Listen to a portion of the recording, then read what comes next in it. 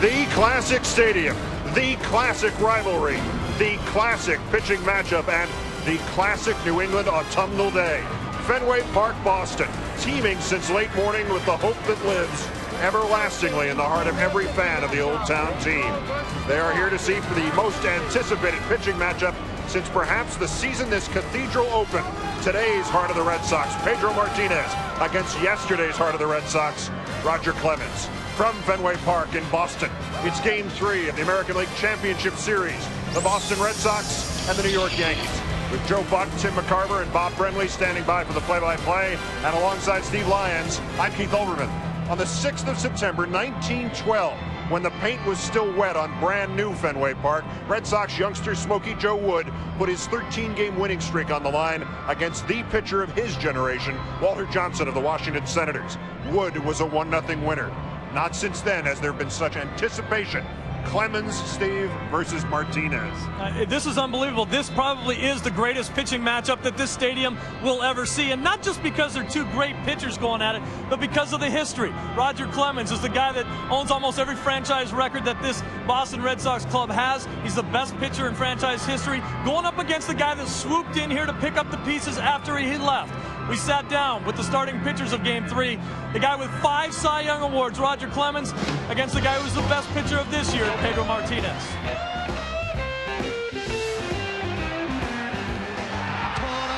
You're not going to sit here and tell me that this is just another game.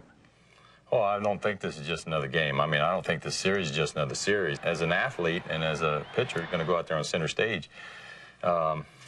It's exciting. It's exciting for me because I know everybody else will be fired up. The atmosphere will be right. It's not like this Game 3 needs any more pressure, but now you come back here down 2 games again, and then it's your responsibility to go out there and get a big win for the Sox again. I like that. I like the challenge. I like, the big expectations, and that's what makes it fun. And I wish that every game that we play has as much, meaning as this does. Because that way you get 100% everything you got. 2 years ago, Pedro, this year did the Triple Crown. I did it 2 years in a row. And I got a handshake and a pat on the back, and way to go, nobody noticed. McGuire and Associate hitting all these bombs. Big deal, pitcher did a Triple Crown again. 20 wins, and I went home, and I was watching this. And now I'm going to be center stage and partaking in it, and I'm excited about it. In the pregame introductions, Roger Clemens was booed lustily, almost more loudly than any player was cheered. So let me ask you, the question I heard on the trolley from every Red Sox fan on the way over. What do you think? I got to tell you, for this game and maybe this game only, I can't go out on a limb and tell you what I think, because all I want to do is be a fan and watch this. I don't want to take my eyes off the game. I want to see every pitch. I want to see how the players react. I want to see how they see the ball on this day, starting at 4 o'clock game, a little bit after 4. It's going to be an unbelievable game if it even comes close to living up to the hype. All right, you know the way hype works, it'll probably be 12-10. Yeah. We'll have more of his conversation, and also ahead, another anticipated pitching matchup. A 46-year-old minister from Knoxville throws one pitch for $2 million. That and more with Rocket, Pedro, and Steve next.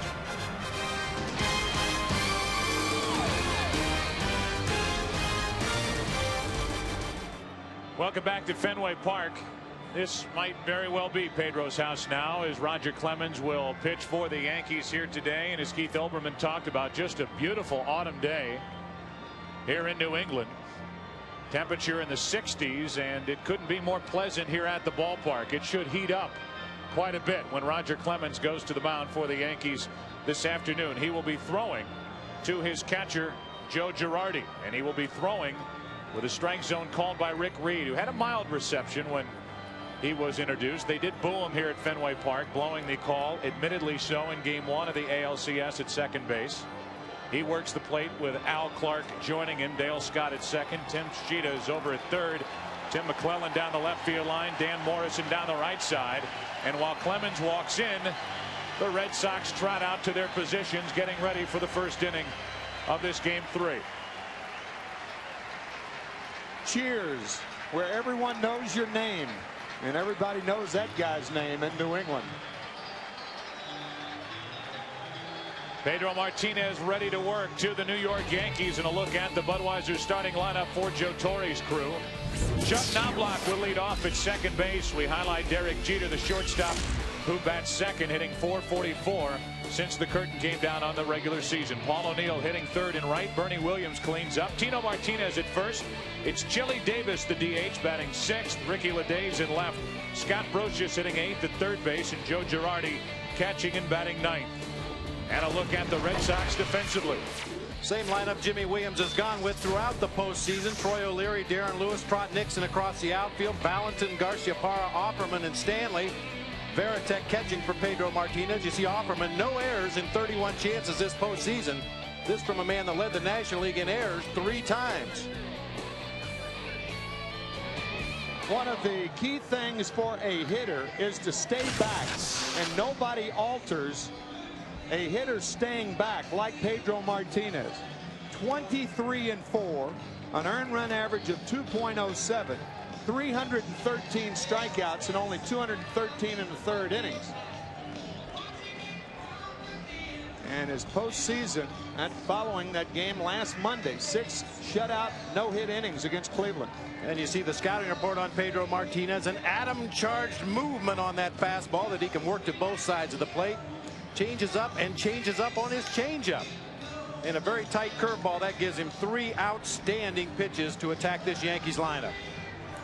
This will be an important factor and something that will be critical here in the opening innings against the likes of Pedro Martinez and Roger Clemens, the hitter's background behind the pitcher's mound. You may remember back in 1978, the 163rd game of the season, the Bucky Dent home run. That inning with Rick Burleson on at second base. Jerry Remy hit a ball flagged by Lou Piniella. Lou saying later that he never saw this ball. But by making that play, he kept Burleson at second base.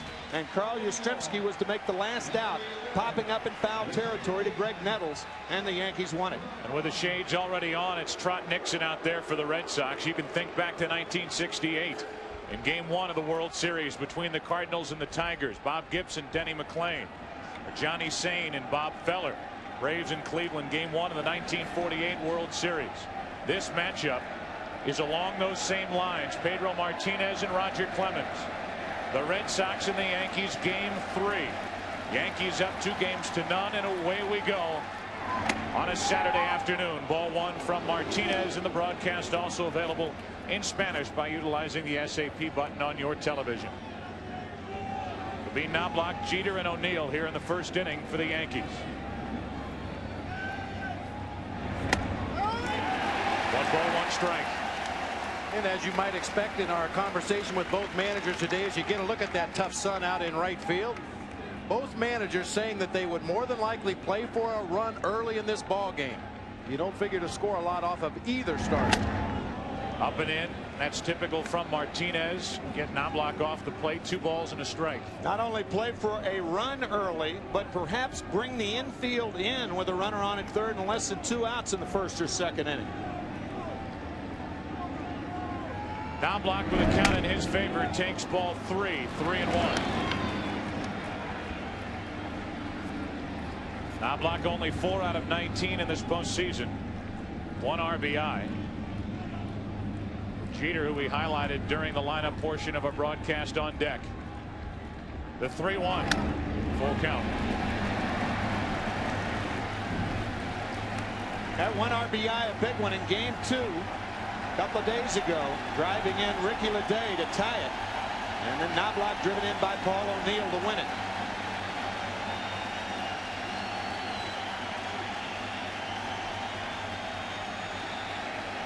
This crowd wants to see the first strikeout of the afternoon. Instead, Knobloch flies it to right with that bad sun field. Nixon glasses on, 1 away.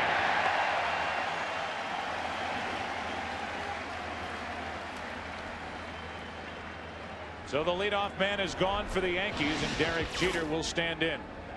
You can see by the shadow behind Trot Nixon, he's playing this ball off to the side so he doesn't have to look back into that glaring sun.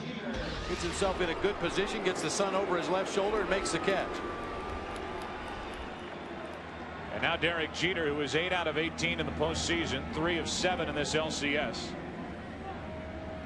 Coming off a year in which he led the major leagues. with his 219 hits. Ball one.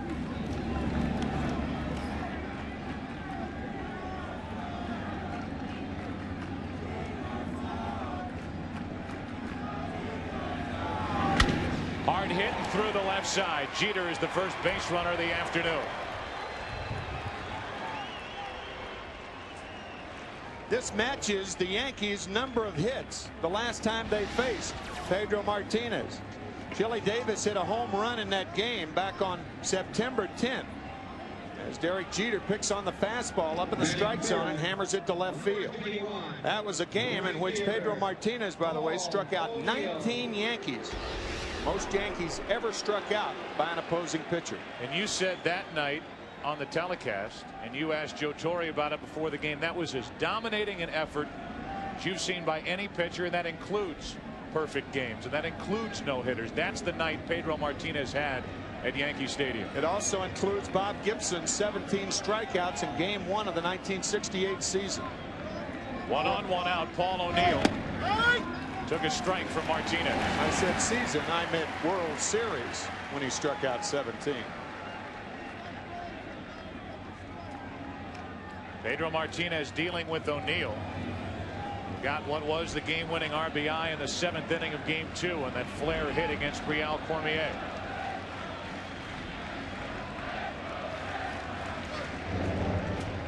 That's a one deterrent. Joe Kerrigan, the pitching coach of the Red Sox, telling us that Pedro Martinez does not have a good move to first base. But what he'll do, he'll make the runners wait. That's the most effective deterrent to the stolen base. Upset his rhythm. There's Joe. No balls, 1 strike, and O'Neill out in front, strike 2. Yeah, there's only a handful of runners in Major League Baseball that can start from a standing start and still steal second base if that pitcher unloads the ball quickly. Most guys like to get a little momentum. We've seen Ricky Henderson throughout the postseason for the Mets get that walking lead and just go right into his crossover step. Pedro Martinez very adept at just holding that ball, freezing the runner, and then delivering to home plate. No balls, 2 strikes. After a long delay, a check on Jeter at first. Jeter no steals in the postseason, 19 during the regular season. No pickoffs for Martinez. Base stealers caught 10 times with Pedro on the mound this year.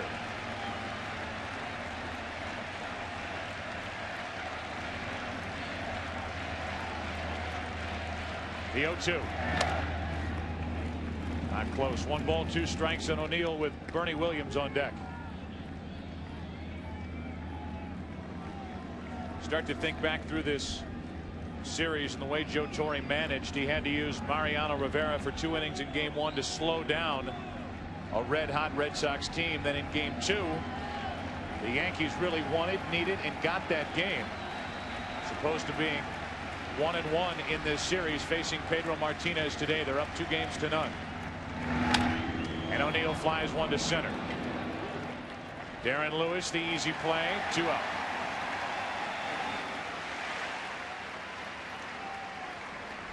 A writer asking Joe Torre about Pedro Martinez before the League Championship Series started. And Joe said the best way to face Pedro Martinez will be to be 2-0 when we face him. And that's what the Yankees are. 2 wins, no losses. Bernie Williams now with 1 on, 2 out. Usually at the end of the top of the first inning, any television game you've watched in the last 20+ years, you see a commercial break.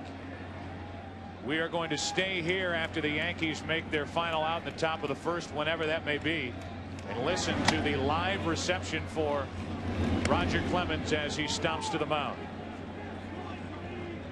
He's in the clubhouse right now, we understand, not sitting in the dugout. He will make his entrance to the bottom of the first. 1 ball, no strikes on Williams. 1 on, 2 out. 2-0. We haven't really seen that blistering fastball from Pedro Martinez yet. Well, in his 6-inning relief outing in the clinching Game 5 of the division series, he didn't really break out that good fastball unless he really felt he needed it. Most of his fastballs were in the high 80s, around 90 miles an hour, until he got to 2 strikes and wanted the punch out. Then he was able to jack it up to 95. And a changeup is low, 3-0. We take you back to July 13th. Roger Clemens booed here at the All-Star game, and then his start here as a Yankee. First time back as a Yankee on the mound, July 31st. Written by the fans. He got a no decision in that start. 3 balls, no strikes on Bernie Williams. 3-1. Looked like Bernie was going to offer at that fastball had it been an inside fastball. But it was about belt high on the outside part of the plate. You could see Varitek setting up inside, but the ball drifting outside. And Bernie elected to take it. It was a strike, but not one he was looking for. Bernie Williams, runner goes. That's Jeter, and he'll have to retreat on strike 2. The cleanup hitter Williams.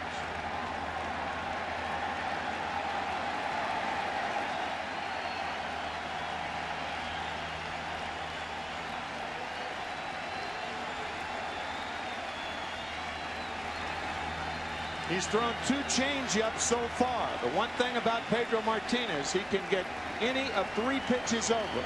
Changeup, breaking ball, and of course the fastball. This is something other than the fastball. Runner will go.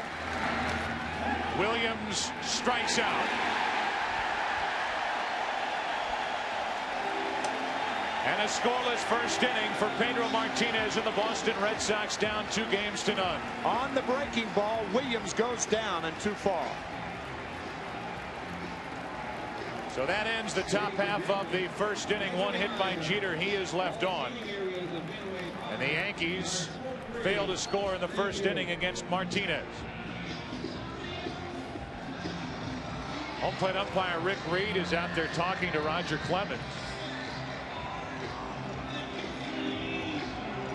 Roger Clemens will begin his warm-up tosses. Probably the best pitcher in the history of the Boston Red Sox franchise.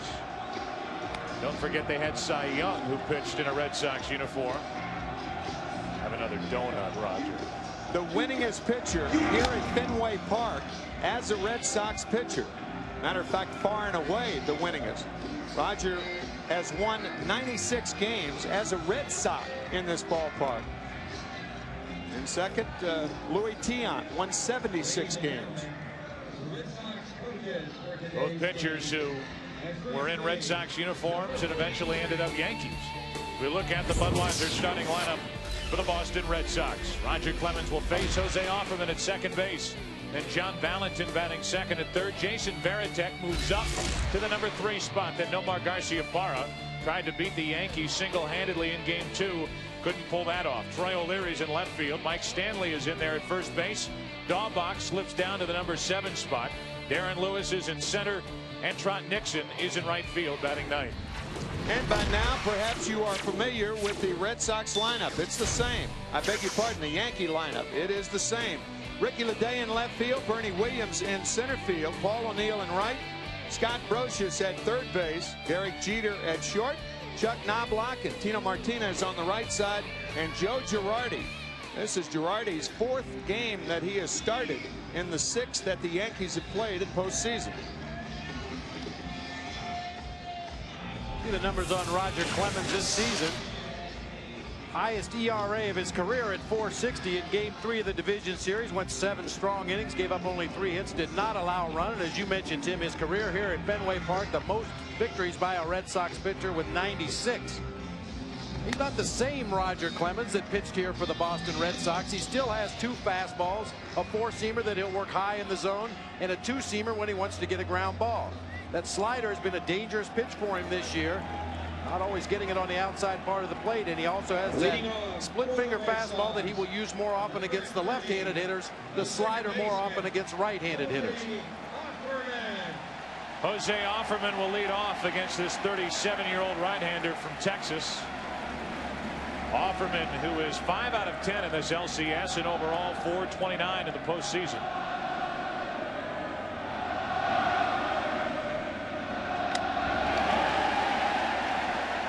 Ball 1.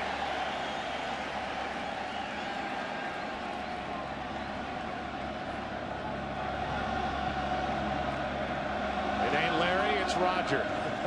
That's the chant here at Fenway, and Offerman gets into one and right. Back as O'Neill doesn't see it. It's off the base of the wall. Offerman will dig for third. He'll make it without a play and a leadoff triple.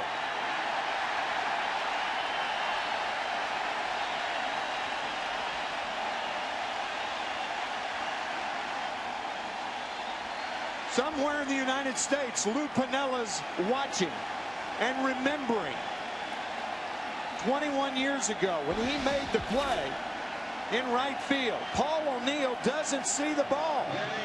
It hits the base of the wall. He has no idea where it is. And by the time he recovers, Offerman has a triple. Offerman did not take the time to go into his home run trot, as we've seen so many times throughout the regular season by major league players. He hit that ball and was busting it out of the batter's box, ends up at third base easily.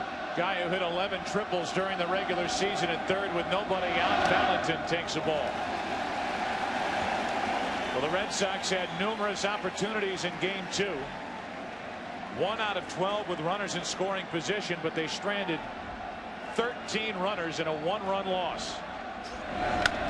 That's foul. 1 ball, 1 strike. That's another factor here at Fenway Park. You saw the way that foul ball down the third baseline ricocheted back into shallow left field. Something that the shortstops for both ball clubs are very aware of, and on balls hit down the line that go into foul territory past the bag, the shortstop has to hustle out there in the event of that carom back toward the infield.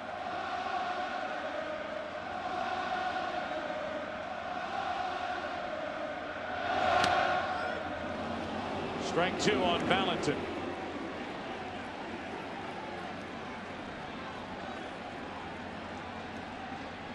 On deck is the new number 3 hitter, a guy who hit third down the stretch for Jimmy Williams, Jason Varitek.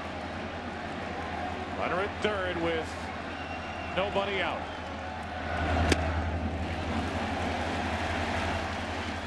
Two balls, 2 strikes. It's odd to see an outfielder with the sunglasses on and yet standing in the shade. Paul O'Neill is actually, he's not in the sun right now, but has to protect himself when he goes back for a ball. That's well hit into left field. At the Green Monster, over the Green Monster, and a 2-0 Red Sox first inning lead.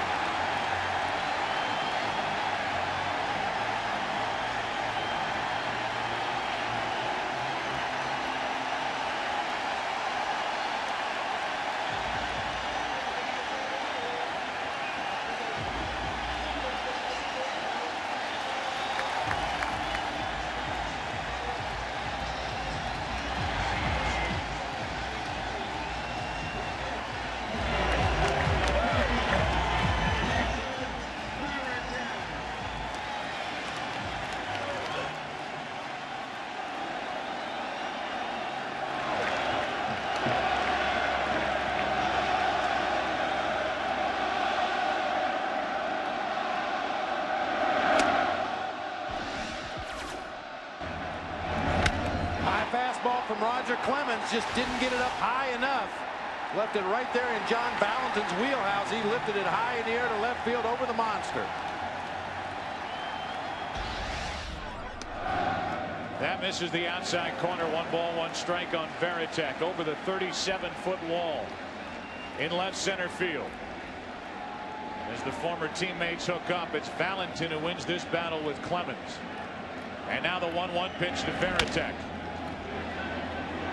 Now block with a snow cone, but the out nonetheless. 1 away, and that's the first out here in the bottom of the first inning. And that brings in Garciaparra.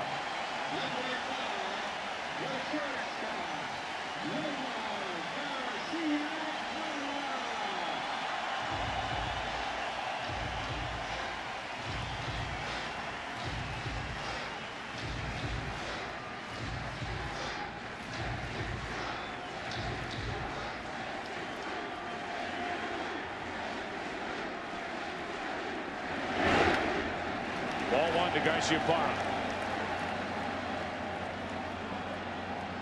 Pedro Martinez with a 2-run first inning lead.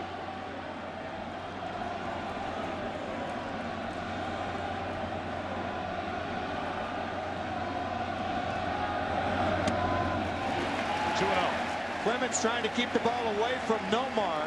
Jimmy Williams, the manager of the Sox, has nicknamed Garciaparra the Viper because he is so quick on that inside pitch. Lightning fast. Up the middle. Flagged down by Knobloch. Wide throw and safe. Garciaparra will hold at first as Girardi backing up.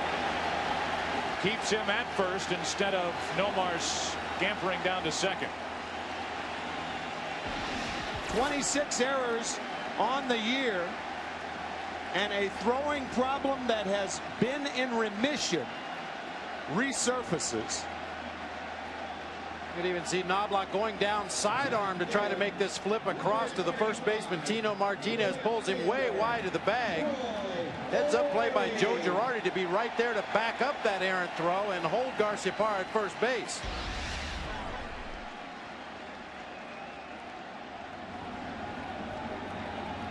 So an error on Knobloch and a check on Garciaparra. Second error in the postseason for Knobloch. You mentioned the 26 errors, most by a Yankee second baseman since 29 errors were committed by Snuffy Sternweiss in 1945. As O'Leary pops it up. Right center field, and Bernie Williams wants it, fights it, and has it. 2 away. We talked about Knobloch's throwing problems during the regular season. 26 errors, 15 of those were throwing errors. Some of them on the most routine of plays as he spiked that ball halfway to the target right there. Another errant throw here. Attempting to tag him out, throw him out, double play, and didn't get an out on the play. He led the American League with those 26 errors. He commits one here in the first inning, and it's now Mike Stanley.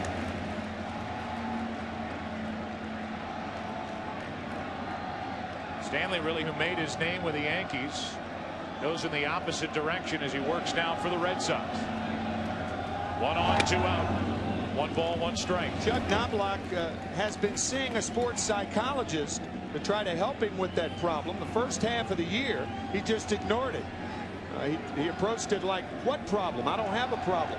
And then finally, about midway through the season, he admitted it. And at least from a thinking standpoint, from a mental standpoint, he was able to get it out.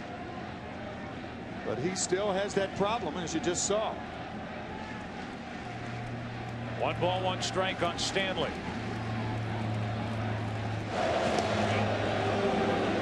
Of attention paid to Garciaparra, who stole 14 during the regular season, 1 so far this postseason. 1 ball, 1 strike on Stanley.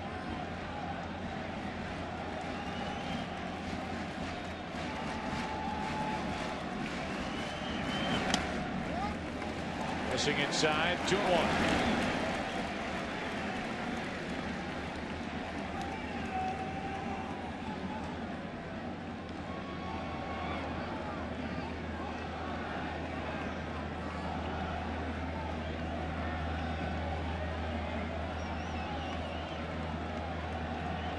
Clemens behind on the count, and now even further, 3 balls and a strike.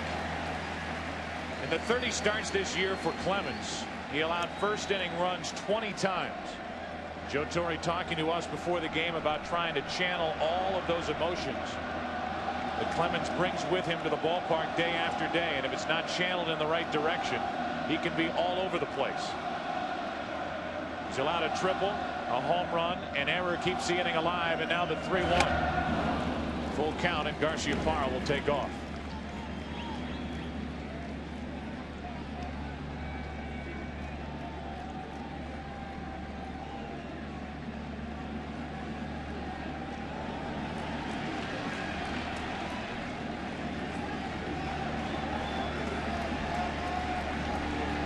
Garciaparra goes on ball 4. And along those lines, what we just talked about with Joe Torre, trying to channel his emotions and his energies, we talked to Roger Clemens about trying maybe too hard. I've been known to try too hard at times. I mean, you know, you can fault me for that. And yeah, I want to do as well as I can, again, not only for my teammates but for the fans and you know, the whole 9 yards. So you know, if that's my fault, then it is. Sometimes I get too raced up. You had to do that a little bit in Toronto because you had to really get your emotions into it a little bit. You don't have to do that too much in New York. You know, your blood's flowing pretty good every time you get out there. I would imagine the capillaries are busted now with the blood flowing through here at Fenway Park with 2 on 2 out, and he misses with a ball to Daubach, who is only 1 out of 10 in this LCS. 2 runs already home. Pedro Martinez and the Red Sox looking for more. 1-1.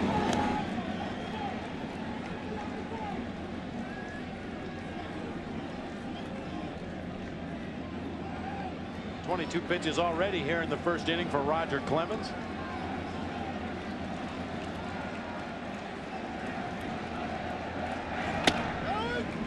That caught the inside corner. 1 ball, 2 strikes. You can understand a lot of Roger Clemens' problems in trying to throw the ball too hard, much like a hitter tries to hit a ball too hard. The front side flies out of there for a hitter, and instead of speeding the bat up, you slow it down. The same thing for a pitcher. You open that front side, and instead of speeding up the arm, it actually slows down. You don't have the pop on the fastball. Daubach stays up there. Hitting and throwing much the same in that regard. Classic power pitcher's form out there on the mound. Generates a lot of his power from the waist down, those big thick legs. 2 power pitchers in today's game. Martinez listed at 5'11", 170. Clemens more with a body type of a typical power pitcher, 6'4", 230. 2 on, 2 out, and a 2-2 count on Daubach. Clemens is missing in the wrong area. If you're wild low, it's not nearly as bad as being wild high, and he's been wild high. That pitch that Valentin hit out of the ballpark probably was not a strike, about a letter high.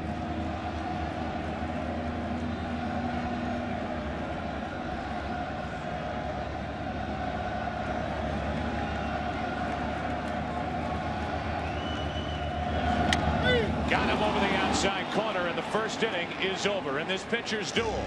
We come in talking about Clemens and Martinez. It's John Valentin who connects. Back to work, Pedro Martinez. Second inning, 2-0 Boston. A New England lake in autumn, and the temperature could be much worse. Very pleasant afternoon for these fans who pack into Fenway Park, and Tino Martinez first up. Chili Davis, the DH, and Ricky Leday to follow. Pedro Martinez, who gave up a 1-out hit to Jeter in the first inning, got around it. The Red Sox lead 2-0. Hopping fastball misses up for ball 1.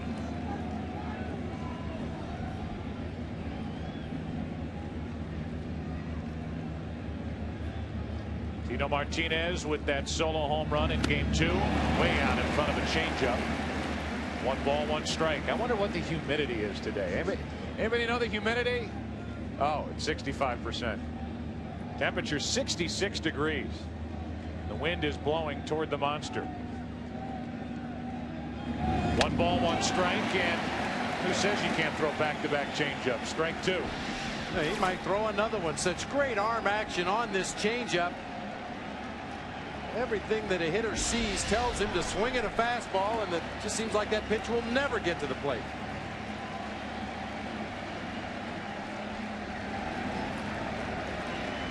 Shading their eyes from the sun. Another changeup. That's 3 changeups in a row, so you were right. The count 2 balls, 2 strikes on Martinez. You can see 3 changeups in a row at 3 different speeds. He says depending on the bat speed of the hitter determines how he's going to throw his changeup and at what speed. He's actually changed the grip on that changeup as he's matured. And yet another 4 in a row. Tino Martinez is gone. Back-to-back strikeouts. And here's Pedro Martinez showing us the grip and talking about the changeup. The full wrap hand, which was the one I first learned, is like this. Was the first one I learned. But I don't throw that one anymore. I throw a circle changeup. And then from there, I went all the way up to crossing because I feel more comfortable and I feel like I can control it a little bit better. Got it? Doesn't make it any easier to hit knowing how he throws it. How many pitchers, major league pitchers, are at home trying to copy that down? And how many do you think can do it? 3 different grips on the changeup, and he feels most comfortable with the last one he showed us. Breaking ball there is down and into Chili Davis, ball 1. We already mentioned it, but Chili Davis was the one who got the only hit for the Yankees. That tremendous start on September 10th, the Friday night at Yankee Stadium, when Pedro shut down the Yankee offense and set up what turned into a 3-game sweep. This is the nasty overhand curveball, and a ball dives down and into a left-handed hitter.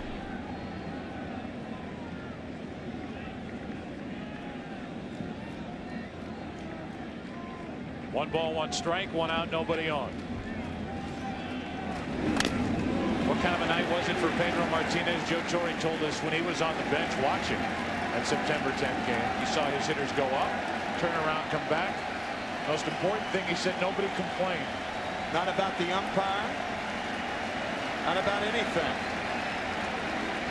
He was in charge. He's ahead of the count here to Chili Davis. 1 ball, 2 strikes. 2-2. Joe, you talked about that last changeup that Pedro showed us. The ring finger and the middle finger on the right hand. That's the one where he had him over the seams.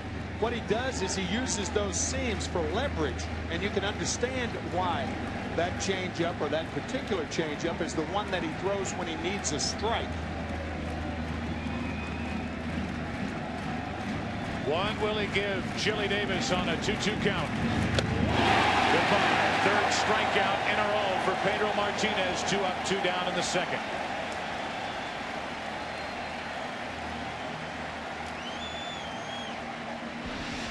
Change-ups to Martinez, curveballs to Chili Davis.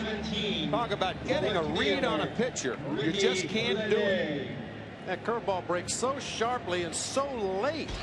Seems like it's rolling up to the plate like it's going to be a hanging breaking ball, and as it gets just out in front of home plate, it starts that downward movement. Vicious breaking ball. It's a good thing the plate's not 58 feet away for Pedro Martinez. He uses all 60 feet 6 inches. A strike to Ricky Leday. 2 out with the bases empty, and 5. Make it 4 in a row. Tries to make it 5 consecutive. It is retired as he misses inside. 1 ball, 1 strike.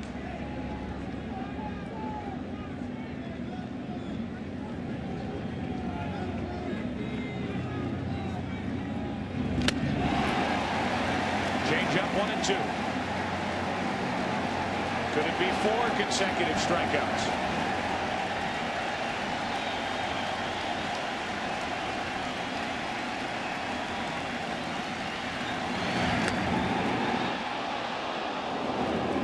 That was probably the worst pitch he's thrown so far. That was a breaking ball.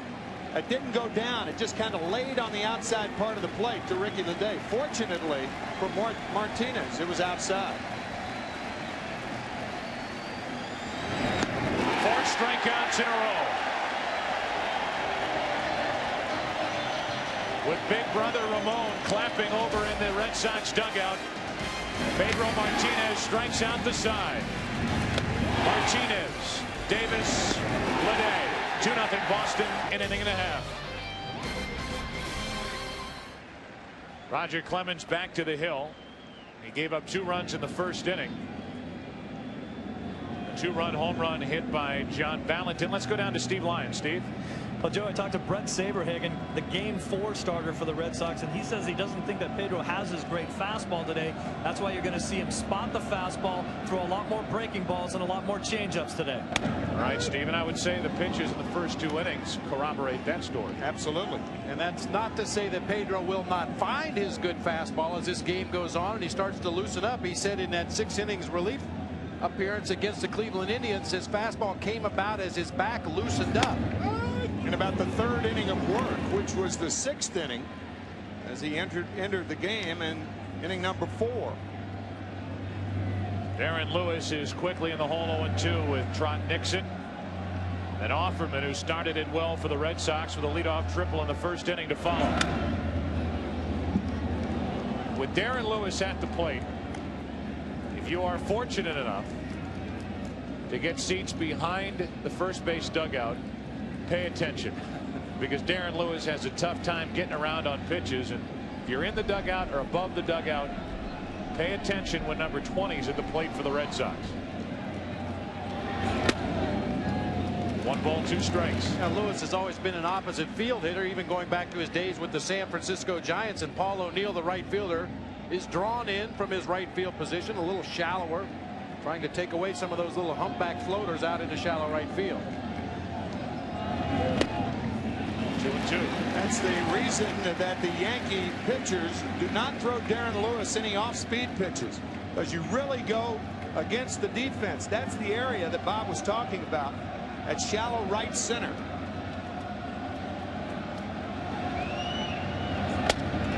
From 0-2 to 3-2 on the leadoff hitter, Darren Lewis. El Duque and Jorge Posada hooked up in game 1 for the Yankees, sit next to each other. Watch Clemens, who peers over that glove. And Lewis grounds to Jeter. 1-1. Leadoff man gone for the Red Sox here in the 2nd. And Trot Nixon, the number 9 hitter, will walk to the plate. Batting 9, number 7. Only 4 out of 21 in this postseason. 1 for 7 in this ALCS. Started out the year 2 for 33, but Jimmy Williams stuck with him. Gave him more opportunities. He made the most of them and hit 15 home runs. His first full season in the big leagues. The opposite way in trouble if it's fair. It is, and all the way down into the corner. Nixon will dig for second and make it easily with a 1-out double.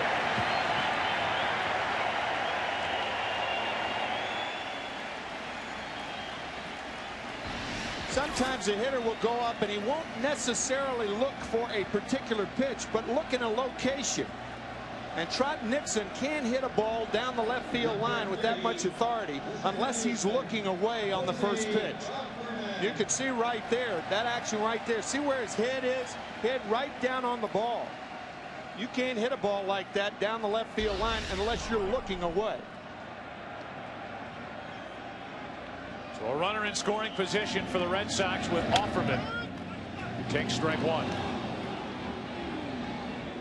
Sometimes a batter will hit the ball to the opposite field, but actually be looking to his pull field, anticipating that he's going to get out in front and pull the pitch, and then because of the break or the speed of the pitch, he ends up hitting the ball to the opposite field and looking to his pull field. It's a head fake. Look to left, hit to right. Look to right, hit to left. That's one of those razzes from the bench a guy will tell a hitter. Hit it where you're looking. Offerman has looked at 2, and he's in the hole 0-2 with a runner at second. Nixon 1 out.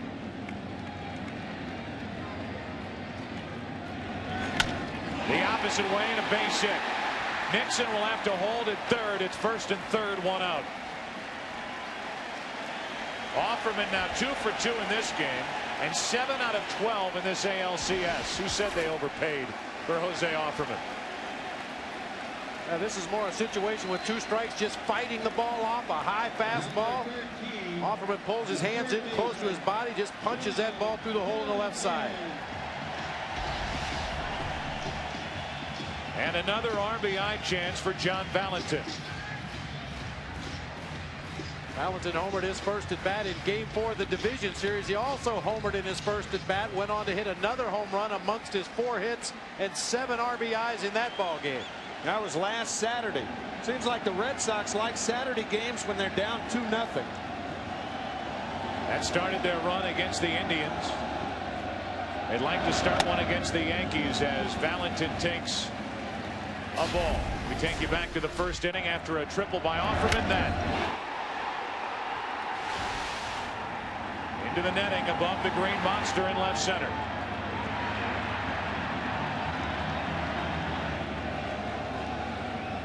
Red Sox still lead 2-0, and that squirts away from Girardi. Either runner can advance, and it's 2-0 on Valentin.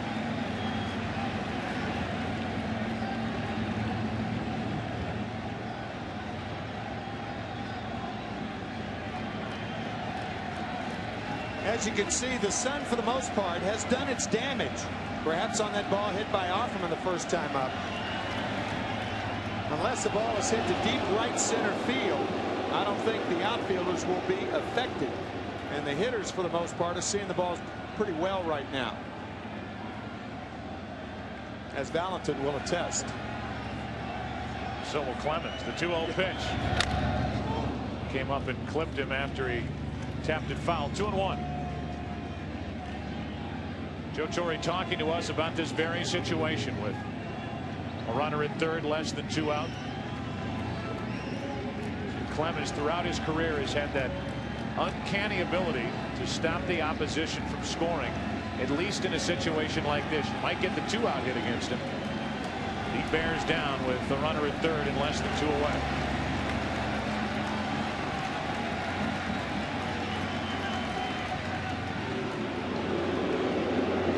This crowd continues to stay on Roger Clemens, who won only 1 postseason game in 9 starts while with the Red Sox.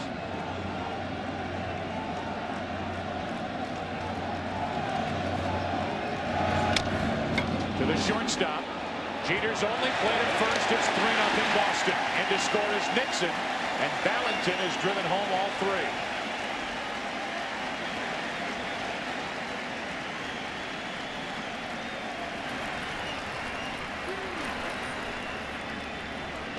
That term productive out is in vogue in baseball, and that was a very productive out. Not only plating a runner, but moving a runner into scoring position.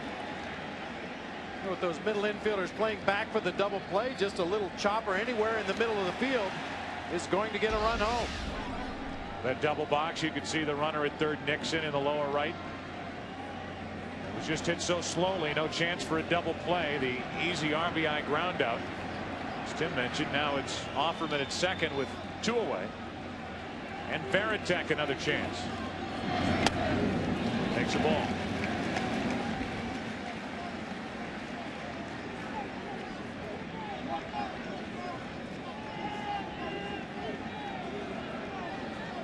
Clemens allowed 2 runs in the first, got around an error. Couldn't get around a double and a single here in the second. 2-0 on Veritek. Joe Torre was not worried one bit about Roger Clemens coming into this game, despite that regular season ERA of 4.6. By his standards, Clemens' standards, a rather pedestrian 14-10.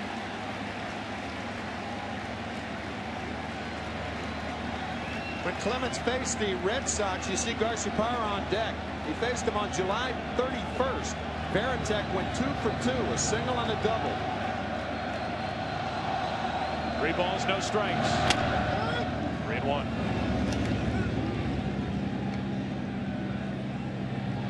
Clemens is a lot more predictable than Pedro Martinez at this stage of his career. When he falls behind in the count, he's going to throw fastballs 80% of the time.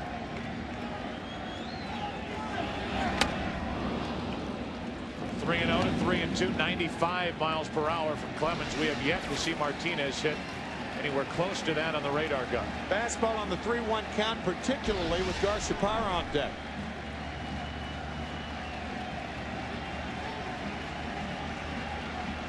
Will he get on 3-2 what he got on 3-1? Usually the way it works, and a grounder foul outside first.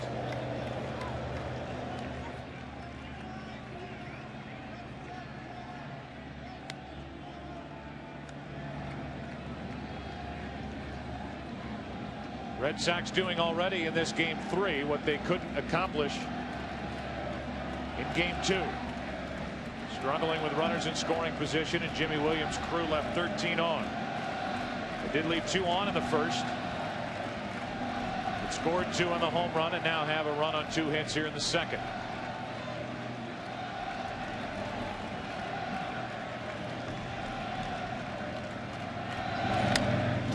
Dangerous pitch. Still 3-2 on Varitek. Dangerous because of the repetition. 4 straight fastballs. Varitek has had a good look at all of them, and he is zeroing in on that 4th fastball and just misses it. About time to change it up if you're Clemens? I think so. If Clemens had more confidence in one of his off-speed pitches, you would probably see it right here. But once again, Nomar Garciaparra waiting in the on-deck circle. Another high fastball, still 3-2. 5 in a row.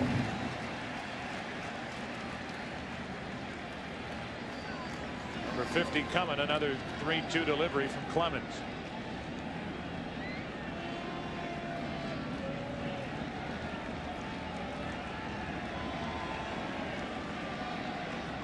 You can almost feel the doubt between the pitches. When he's not successful, things slow down dramatically for Roger Clemens. 3-2. Now it's up to Garciaparra. Second walk issued by Clemens, and he's up to 50 pitches, and here comes Mel Stottlemyre, his pitching coach.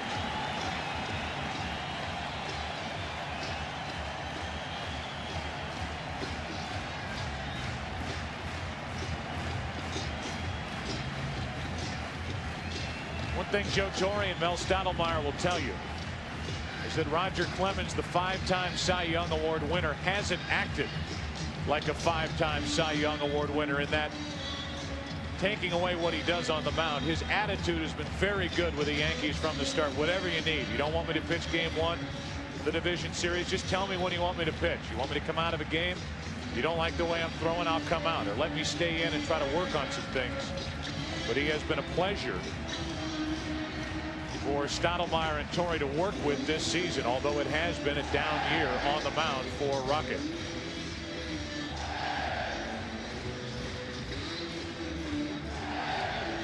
Clemens didn't shy away from this game 3 start against Pedro Martinez, and neither did Joe Torre. Well, Clemens cannot afford to fall behind Nomar Garciaparra the way he did to Jason Varitek, because he will not be able to stand out there and throw fastballs by Garciaparra. That's not close. Ball 1 saved by Girardi. Offerman the runner at second, and over at first is Varitek. They might get action started already in their bullpen. Might be Hideki Arabu. He would be the first guy up early in the ball game.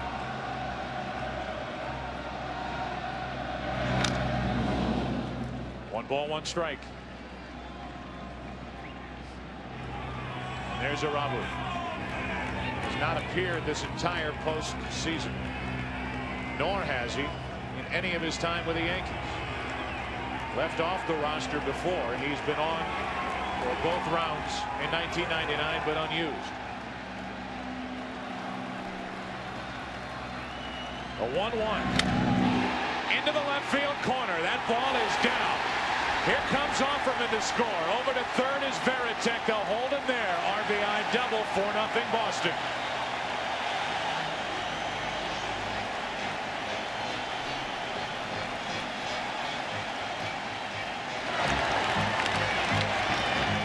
Nomar Garciaparra continues to do it for the Red Sox. We mentioned he tried to throw Boston on his back in game 2 and nearly accomplished beating the Yankees by himself. We go back to game 1 and the defensive plays that he made, the 2 leaping catches to rob the Yankees of at least 3 runs. And then in game 2 against David Cone, a slider that didn't slide but instead flew into the seats and left. A 2-run shot which gave the Red Sox a 2-1 lead. A lead that they would lose in the 7th inning. And while we were watching the Garciaparra highlights, Joe Girardi went out to talk to Roger Clemens and stall for some time. Irabu is taking forever to get loose down in that Yankees bullpen. Now O'Leary, 2nd and 3rd, 2 out, and a strike from Clemens, who may not last long in this return to Fenway. The reason that Irabu is taking so long, keep in mind he's a starting pitcher, and starting pitchers move to the bullpen. Postseason play take longer than relievers to loosen up. And he has always moved at his own pace. 1 ball, 1 strike on O'Leary. We're watching him beginning to throw his warm-up pitches twice. Bullpen coach Tony Cloninger gave him the signal to hurry up. Let's go, let's go.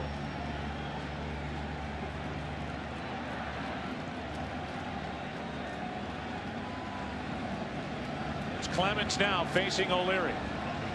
2nd and 3rd, 2 out. A 4-0 Boston lead. O'Leary just scooted up in the batter's box just as that pitch was being brought to the plate. I think it was happy feet. I think he was trying to get up in the box, and the count now 1-2. Moved up a half a step closer to the plate. Now, those are the kind of things in the past that Roger Clemens would notice and send a message on the next pitch. Be dancing around that batter's box when I'm on the mound. The 1-2. O'Leary back toward us. Joe Torre did not tell us this before the game, but you got to think that at all possible, if he takes Roger Clemens out of the game, he does not want to take him out during an inning. Not in this ballpark, not under these circumstances.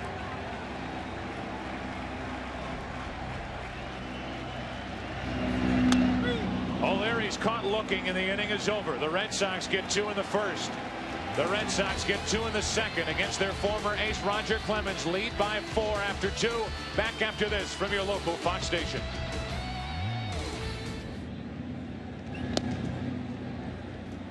Pedro Martinez goes back to the hill. He's retired 5 in a row.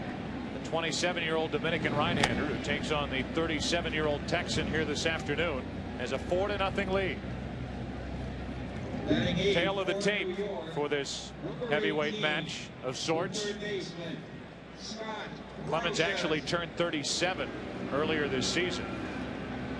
You see the difference in the size, both in height and weight, build, however you want to look at it. It's amazing that Pedro Martinez can generate the kind of velocity he can with that size body. It's all about arm speed. Jimmy Williams told us before the ball game today he's able to generate tremendous arm speed, which makes that changeup all the more effective. Pop-up will get out of play off to the right. Off the bat of Brocious, strike 1. One other thing about Martinez, even though he's only 5'10", it says in the media guide 5'11", I think he's more like 5'9", and I think he weighs closer to 165 than 170. But he has unusually long fingers, and that in a lot of ways is an equalizer. Seeing that talking head we had the last inning, how long those fingers are.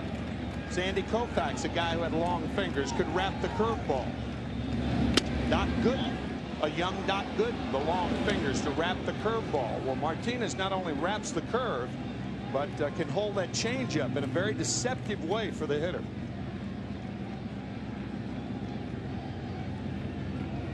One ball, 1 strike. And now 2-1.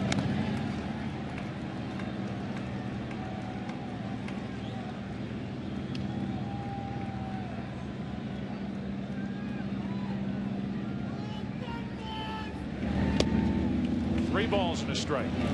Another thing that Martinez will do, if his catcher Veritek calls for a fastball, they have an agreement that he can change on his own too.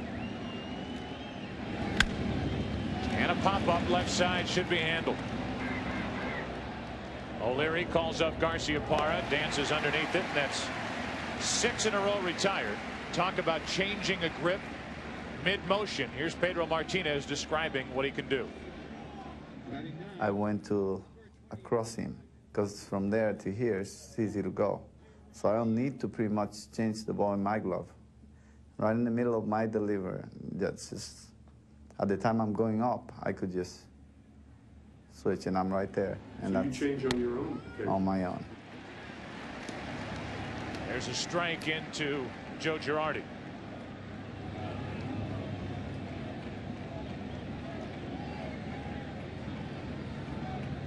Girardi 2 out of 3 at the plate in game 2. 1 ball, 1 strike. From the changeup to the fastball. You can notice how long those fingers are. Most pitchers have to put it in the glove to adjust it, but he can leave it in his bare hand and adjust it with those long fingers. It's the outside corner, strike 2. Wow. Airborne. That's Pedro's right hand. Girardi is gone, and that's 5 strikeouts for Martinez. 2 up, 2 down here in the Yankee 3rd inning. The second baseman. So came on a breaking ball off the outside corner to Joe Girardi.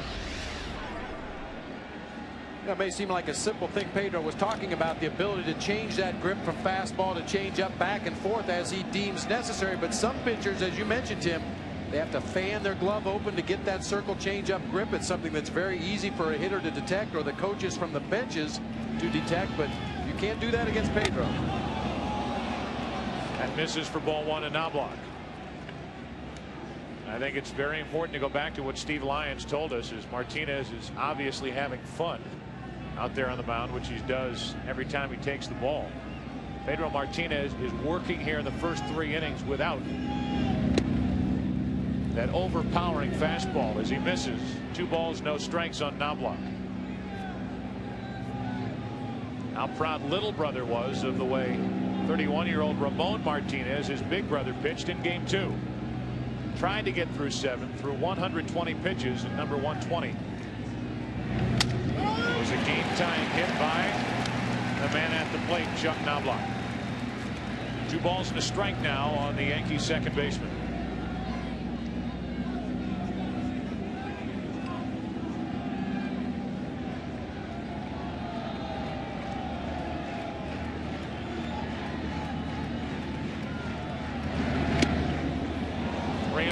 Jeter next. When a guy throws a 2-1 changeup to the leadoff hitter when he's up by 4 runs, that gives you an idea he's going to throw that changeup anytime he wants to. He is so unpredictable.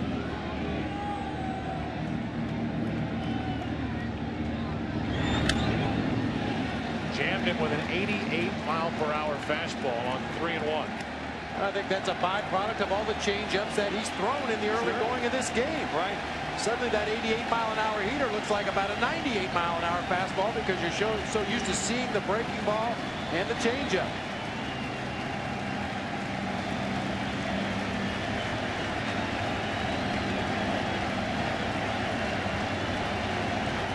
This crowd will take either out number 3 or better yet strikeout number 6. Instead, it's walk number 1. A 2-out walk at that to keep this inning alive for one of the best hitters in the game, Derek Jeter. More originality. We talked about it at Yankee Stadium, and now we'll talk about it here at Fenway. Number 2, the shortstop. Here's Derek Jeter, who singled his first time. He's up to 474. The postseason, 9 out of 19.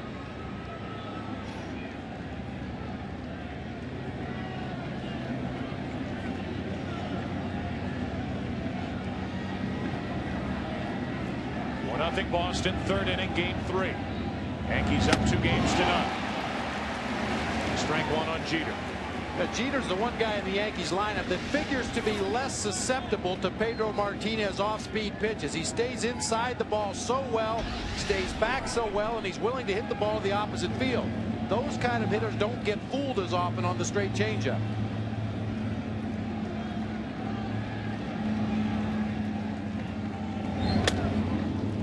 Here's a good fastball, 92.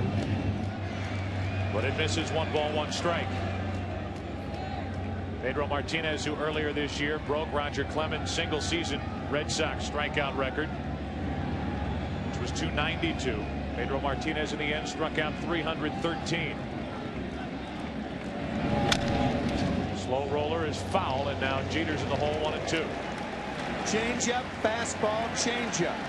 The hitter feels like he's a pendulum at times. He goes forward with the changeup. Watch Jeter commit himself forward. When you do that, you take your hands with you. You have no power left. You only swing with your arms, not your body.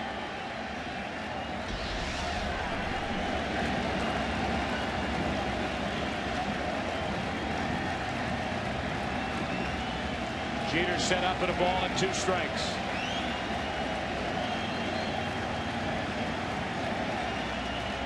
The Yankees best at the plate against the Red Sox best on the mound. Getting over. And a discussion between Jeter and Rick Reed, the home plate umpire. That's strikeout number 6. Martinez caught him looking. 2.5 innings completed, game 3. So far it's Pedro on top of Clemens. Red Sox on top of the Yankees 4-0. Beautiful afternoon here in New England. Mike Stanley, Brian Daubach, and Darren Lewis will step in for the Red Sox here in the 3rd inning, taking on Roger Clemens with a 4-0 lead. At times Roger Clemens has that football mentality. I'm sure at least part of him pictures himself as a Texas Longhorn, like he's playing for Mac Brown. And he's pitching with a mouth guard. In today's game, as Stanley bounces one off the wall, played well by Leday, and it's just a loud, long single for Mike Stanley. So mouth guard and all, Roger Clemens does not have very good stuff here this afternoon at Fenway.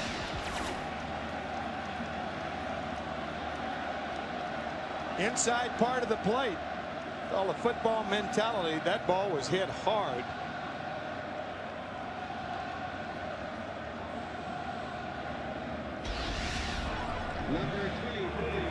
And Arabu gets loose again. Would you have any concerns if you're Joe Torre with Ricky Leday out in left field? Joe Torre telling Tino Martinez to play behind Mike Stanley. Ricky Leday has a very difficult time playing left field at Yankee Stadium, and we were discussing it before the game. One would surmise that it would be difficult here with the Green Monster. Daubach shoots it foul. Certainly not the conventional left field. The guy who really played that wall better than anybody who's ever played in this ballpark, Carl Yastrzemski. Nobody could play it better. But it does take some getting used to.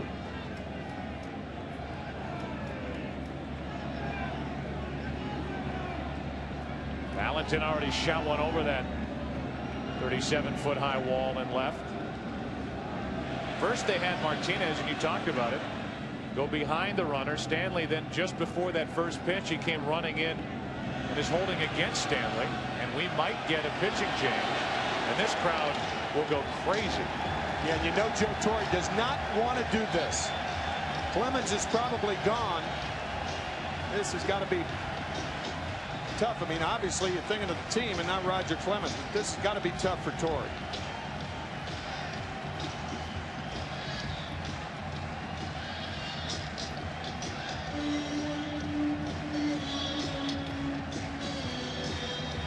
That's it.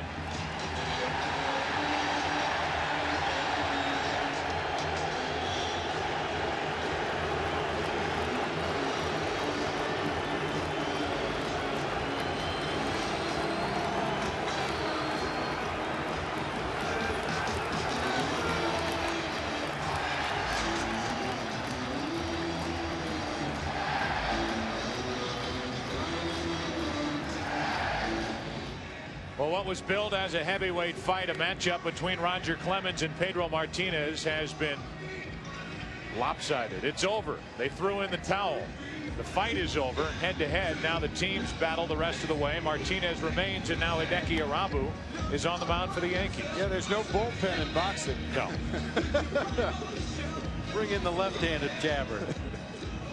Well, it's the right-handed jabber, Hideki Arabu, who takes over here in the 3rd inning for Clemens. When his return to Fenway, leaves after throwing 61 pitches. Clemens in 2+ innings has allowed 4 runs on 6 hits. 1 home run to Valentin in the 1st inning, 2 walks, 2 strikeouts. Still responsible for Stanley over at first, and Daubach deals with Arabu.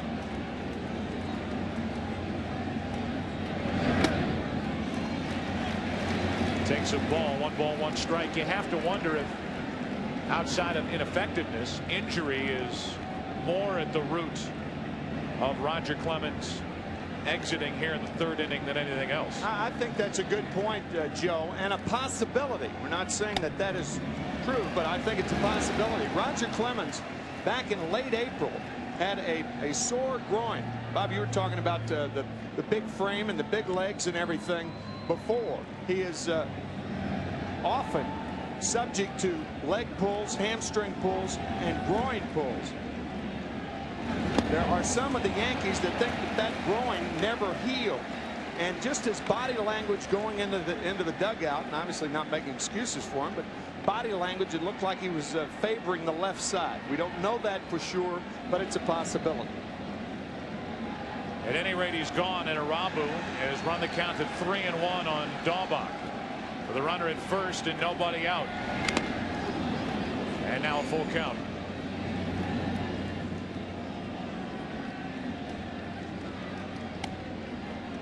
Gene Monahan, who followed Clemens back into the clubhouse after he exited, is back in the dugout watching as Arabu, who works for the first time since October 3rd, pitches here on October 16th.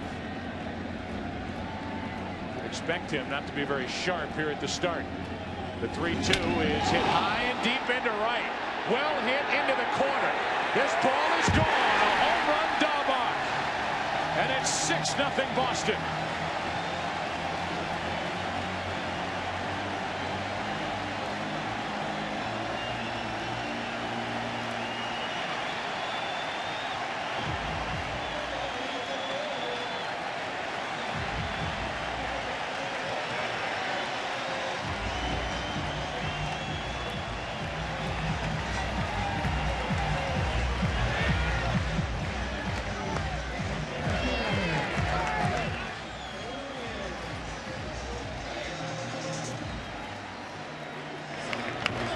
So the first batter faced for Arabu, Daubach, clubs his 2nd home run of the postseason. And it's 6-0 Red Sox as Darren Lewis takes a strike. And Daubach, a good fastball hitter, and Arabu put that right in his happy zone, that down and in area to a left-handed hitter. And that short porch directly down the line here at Fenway Park. Daubach took full advantage of it.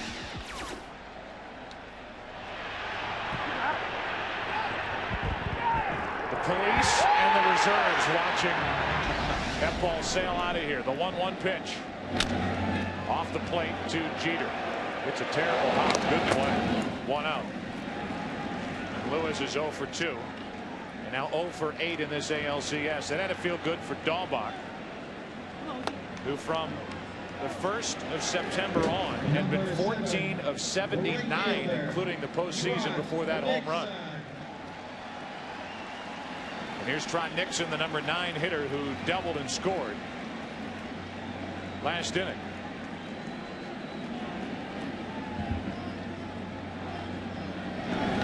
That's hard hit and fair past first. Played by O'Neill, and Nixon will turn it into a double. And he's there with only 1 out. Bob, I think you talked about it. The Red Sox and their fans wondering if a return trip to Fenway Park down 0-2 would be in the ALCS like it was in the division series when the hitters came alive and the Cleveland Indians were eventually gone. Hey, you just get the feeling that this Red Sox offense feels much more comfortable hitting here in Fenway Park. The left-handed hitters will turn on balls inside. They'll shoot balls the opposite field off of that green monster. They just seem to have a better game plan when they go to the plate in this ballpark. Look at Trot Nixon and Jose Offerman. Nixon has doubled the left. He's doubled the right. Offerman has tripled the right. He's singled the left. And here is Offerman with a runner at second and only 1 out. The breaking ball's in for a strike. So much will be said after this game. And it really doesn't matter what the score is. Talking about the hype, both print media hype, broadcast media hype, for the matchup between Clemens and Martinez, as Offerman grounds it. Nice play by Martinez. Feeds Arabu, who got to the bag in time. 2 gone. Offerman retired for the first time this afternoon, and over at third is Nixon with 2 out. Fine play by Tino Martinez. Watch how he has to turn to his right. It's an easier play when you catch the ball and turn to your left. But Tino has to turn to his right. And a nice throw to Arabu, who finds ball, then bag. And then immediately has to spin around to find the base runner to make sure Dahlbach wasn't trying to take advantage and sneak around third base and get in the back door. Ball, bag, base runner. And now Valentin with a runner at third, 2 out. John has driven in 3 runs this afternoon with a 2-run home run in the first and RBI ground out in the second. Strike is in from Arabu. That's the one thing that you'll see when Arabu is pitching successfully. Of course, a rough outing so far this afternoon, but he'll float that curveball over for strike 1 and then go to his harder stuff. Very good control on that slop drop. Valentin hits it well into deep left center field. Back is Williams and nearly up against the wall there to pull it in. Another shot off the bat of Valentin, and Williams there to run it down. 2 more runs in the third inning.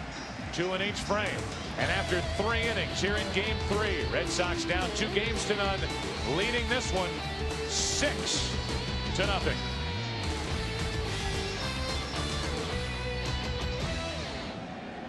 4th inning now, and Pedro Martinez has a 6-run bulge with which to work, and a strike over the outside corner. I hope that blimp's based in Australia instead of having to take a trip over in a blimp. No thanks. No. Long trip. It's tough to check a blimp. You be checking any bags? There's a strike, 0-2. Yes. The bag's been with you at all times. No one else. Yes, I packed this blimp myself. Nobody's giving you any gifts. No, it's a blimp. 0-2 the count on O'Neill, with Williams and Martinez to follow.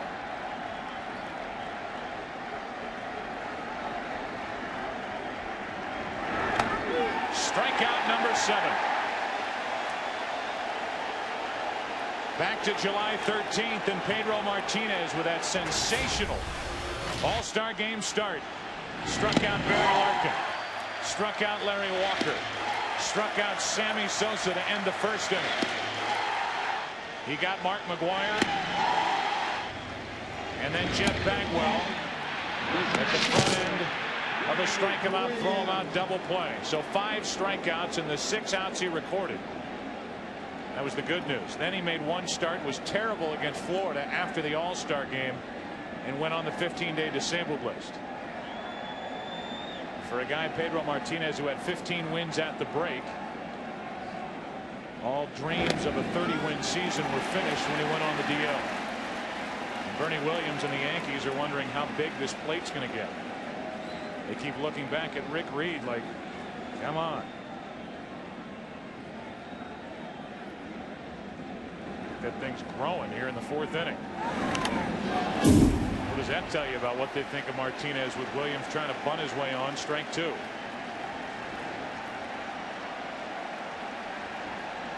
Pinocchio plate.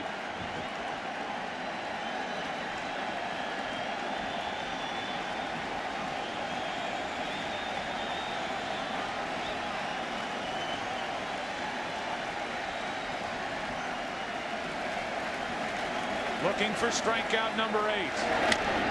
Instead of 2-hopper to first. Easy for Stanley. A race to the bag. 2 gone. Tino Martinez will stand in. He struck out his first time, and let's figure out how Martinez did it. Well, we talked about how hitters are sometimes put in that pendulum. Think of how the pendulum goes forwards and backwards. The fastball and now the changeup. Watch Martinez coming forward. Now coming forward to take. And finishing him off as he goes forward on the changeup. 4 straight changeups to Martinez's last at bat. And now with 2 out, nobody on, Tino gets another crack at Martinez. Takes a ball. A pitcher will use a change of speeds to get that pendulum effect on a hitter, much like they use location to use the rocking chair. Inside, outside, inside, outside. Anything to disrupt that hitter's rhythm and timing at the plate. 1-1 on Tino Martinez. 2 out, nobody on, nothing doing for the Yankees here in the 4th inning. World champions are trailing by 6.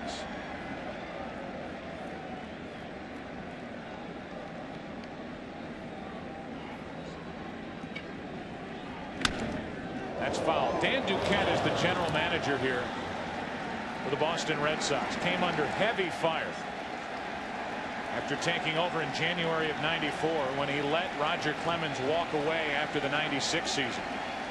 He made a decision, and the decision eventually was to put Pedro Martinez in front in this Red Sox rotation as Tino Martinez gets a base hit to left. Really, Duquette has made a couple of big decisions and have drawn heavy fire. He made the decision to let Roger Clemens walk away. Thought he might be finished. Clemens goes to Toronto, has back-to-back Cy Young Award seasons. This year, more of, I'm sure, what Dan Duquette had in mind after '96. With the performance by Clemens where he ended up 14-10 with an ERA over 4.5 after a lackluster year in '96. He also let Mo Vaughn walk away. The decision has been made to build this team offensively around Garciaparra. 2 decisions that are working out well as the Red Sox are in the postseason. For the first time in back-to-back years since 1915-1916. Dan Duquette, yeah, I'd wave too if I was from Dalton, Mass. And I was putting this Red Sox team together and watching Pedro Martinez, a young right-hander who I traded for, pitch the way he's pitching this afternoon. 1 on, 2 out, and Chili Davis hops out of there.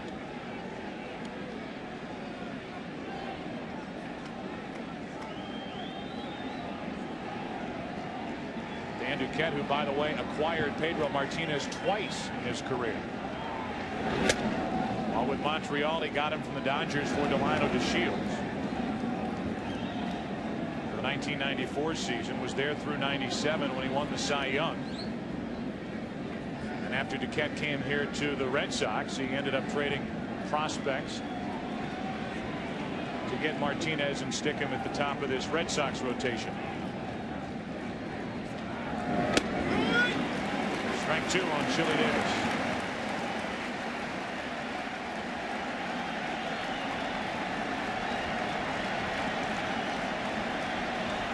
Once again, the dilemma for the hitter.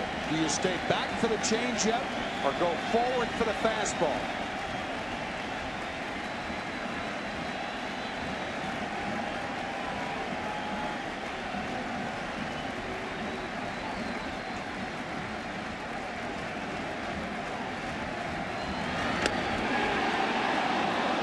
Changeup missed outside. 2 balls, 2 strikes. The amazing thing about Martinez changeup is very rarely will he make a mistake in the strike zone with it. Trying to hit the outside corner, he missed in his favor further away. The hitter can't take advantage of that. If you float that changeup up there in the middle of the plate in a 2-strike count, perhaps Chili Davis gets a beat on it, gets a good swing at that pitch. To first and foul.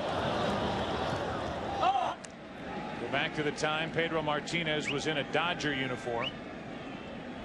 Signed by Los Angeles June 18th, 1988. Came to the big leagues with the Dodgers and was primarily a relief pitcher.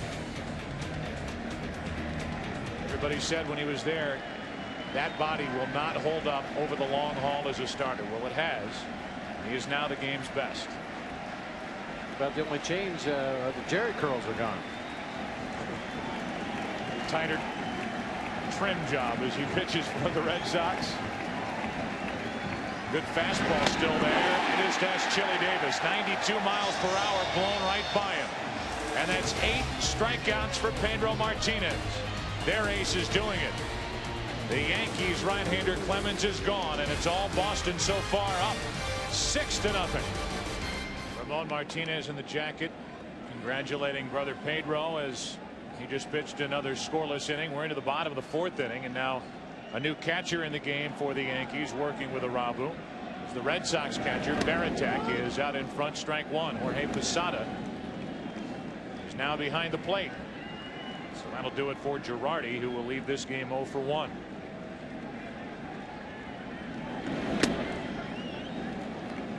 One ball, 1 1 strike on Varitek, who's grounded out and walked. There was that curveball for a strike on the first pitch. You'll see that a lot with Arabu. He'll do it about 50% of the time. Another breaking ball. It's not a hard pitch to hit, but it does have he does have good control, kind of from the letters to right around the knees. And a pop-up left side. Looks like it'll stay in play for Brocious. Leadoff man is gone. So Varitek not in on the fun yet. He's hitless. Garciaparra is not. An RBI double his last time up, and here he is. Number 5, the shortstop, Omar Garciaparra.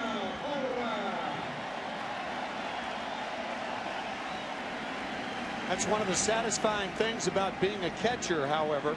If you're catching a shutout and you're catching Pedro Martinez, you don't have to hit to enjoy it.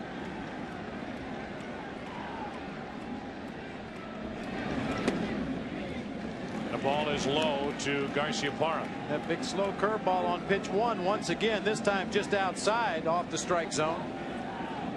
You surprised to see the Red Sox hitters go up there and look for that pitch. Sure, I'm surprised more American League hitters didn't do that. He fell into a pattern of that late in the season. Fastball up and in, 2-0.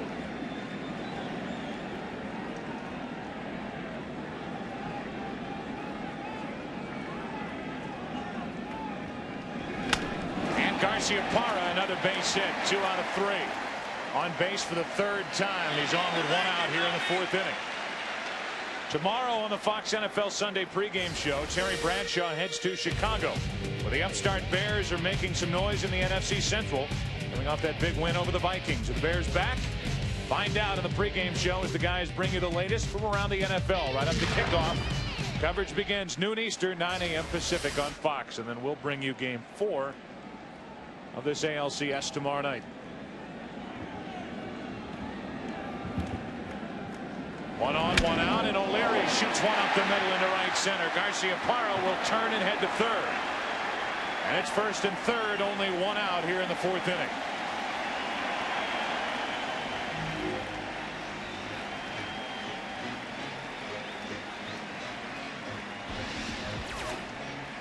O'Leary just shoots this ball right by Chuck Knobloch.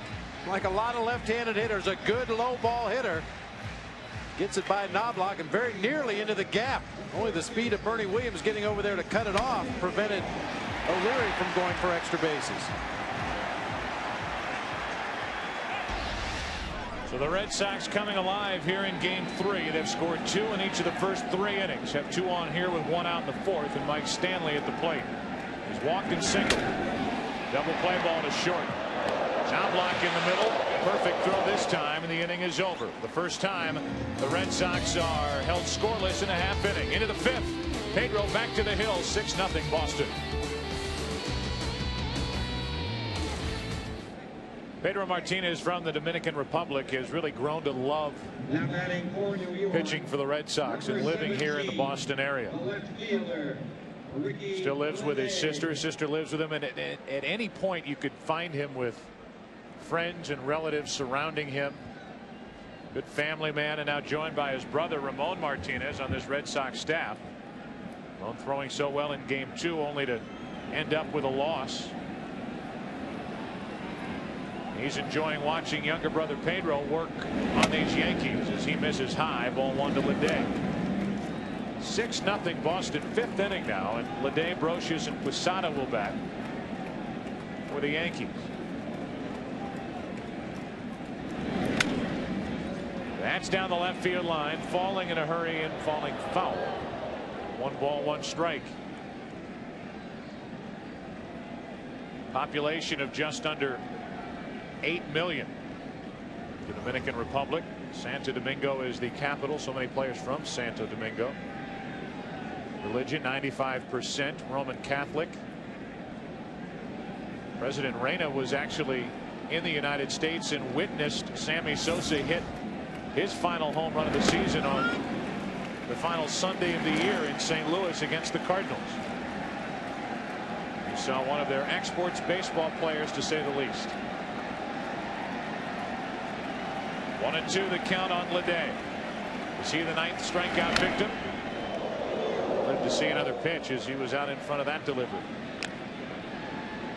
You could say good left-handed hitters that the Yankees have, reaching, staying back, swinging errantly at high fastballs.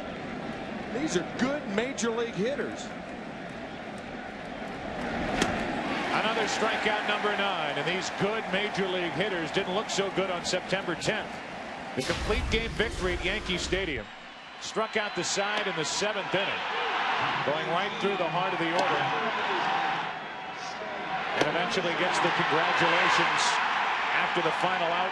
A one-hitter and a 3-1 victory, and the only hit was a home run by Chili Davis.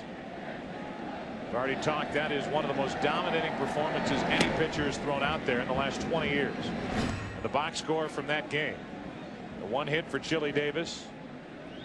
You see the strikeouts piling up to a total of 17. Brocious, 1 ball, 1 strike. Well, Pedro struck out the side a total of 18 times in 213 innings plus this season, including the 2nd inning of this ball game today. Line drive caught by Garciaparra. We already showed you the 2 catches he made in game 1. He almost went up too high. That ball knuckled on him, and he had to reach down in a way to catch this ball. Almost hurtled over it.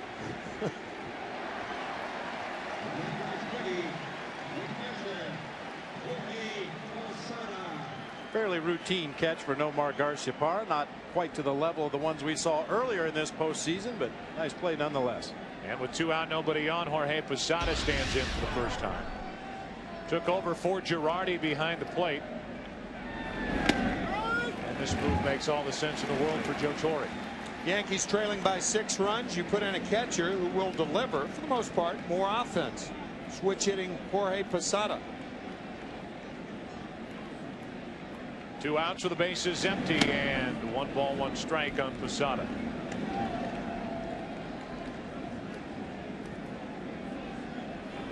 Posada, 28 years old, hit 17 home runs last year.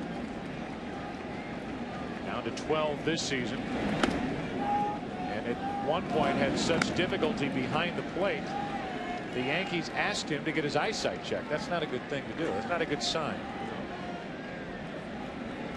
Strikeouts piling up. Broken bat, left side. Valentin showing range in an arm, and another 1-2-3 inning for Pedro Martinez with help from John Valentin. Pedro appreciates it. Caps gloves with Valentin and Garciaparra, still 6-0 Boston. For the past 75 years, millions have watched the Goodyear blimps hover over special events. Above, it's the Spirit of Akron carrying on that proud Goodyear tradition. You can find out more about the Goodyear blimp fleet on the internet at www.goodyear.com. Bottom of the 5th inning, and the Red Sox will step in. Dahlbach, who homered against Uramu last inning, make it in the 3rd inning. First batter faced by Hideki Uramu will lead it off, and here's what that home run looked like. Golfed a down and in fastball down that right field line.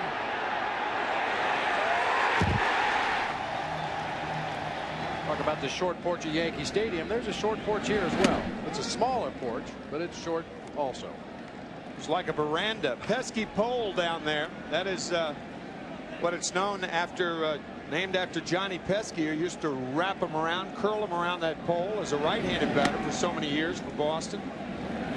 And it has been certainly lived up to its name as far as pitchers are concerned. It has been pesky as far as they're concerned.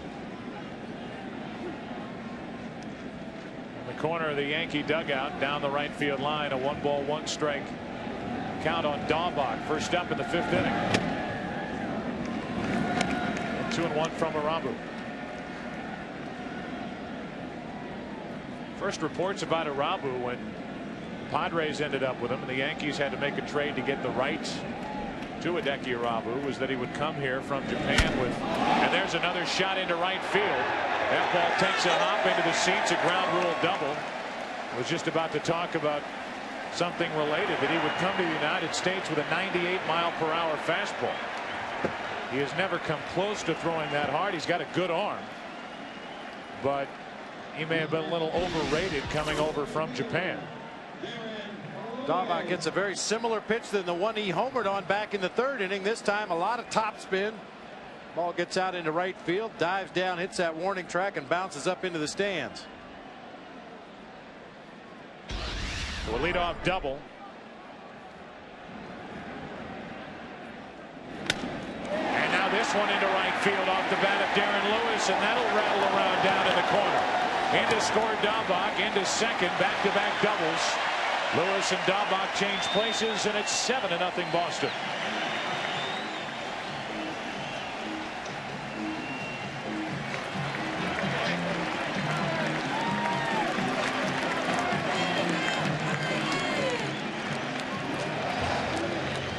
This Red Sox offense is finally busting loose.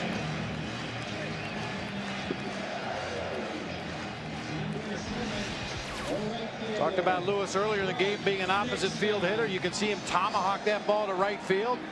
At best, you get a base hit, drive the runner home. At worst, you advance that runner over to third base with 1 out. Now 1 out of 9 in the ALCS is Darren Lewis, and Trot Nixon takes a strike. Nixon with a pair of doubles this afternoon and evening. Gets his average up to 261 in the postseason.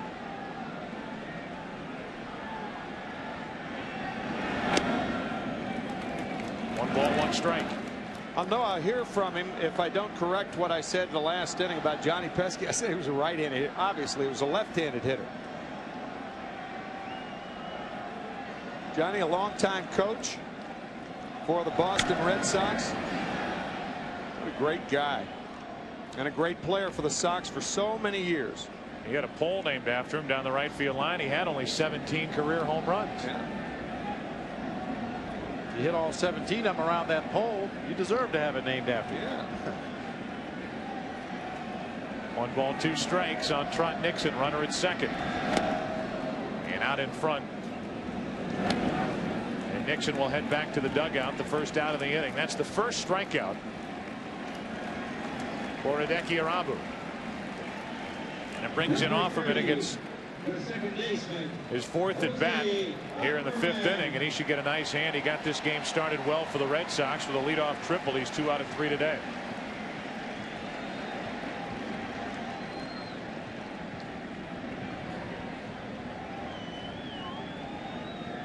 Runner at second, 1 away. Offerman. Strike 1.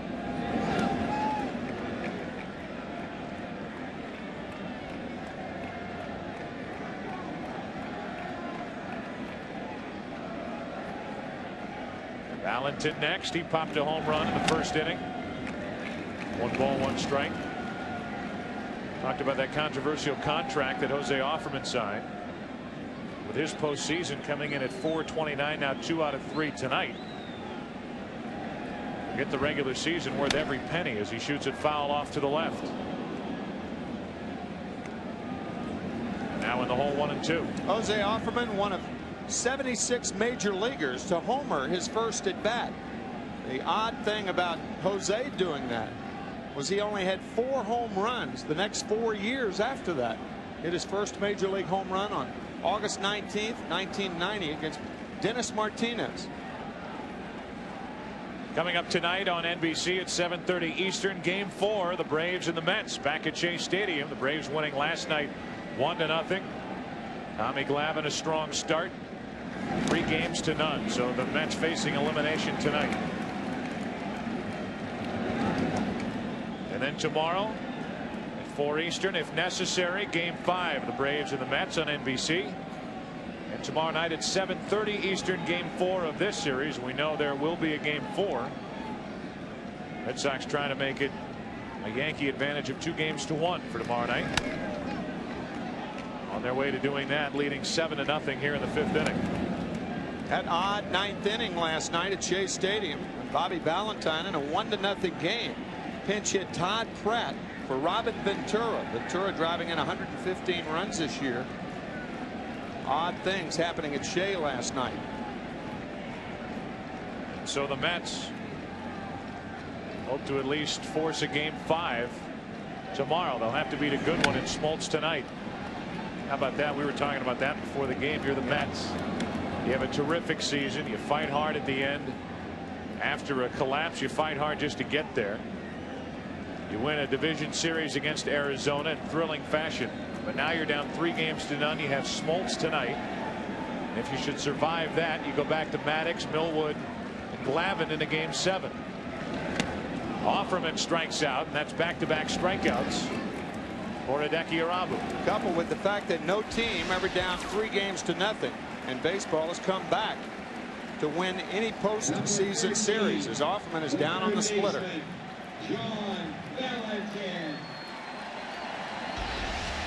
So Offerman gone, retired for the 2nd time tonight, and John Valentin, who was homered and driven in a run with a ground out, as Lewis at 2nd, 2 away.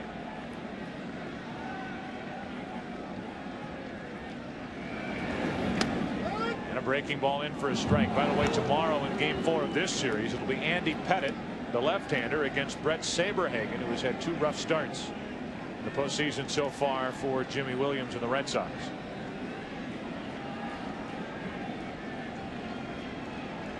He started game 5 of that division series, but it was Pedro Martinez who finished.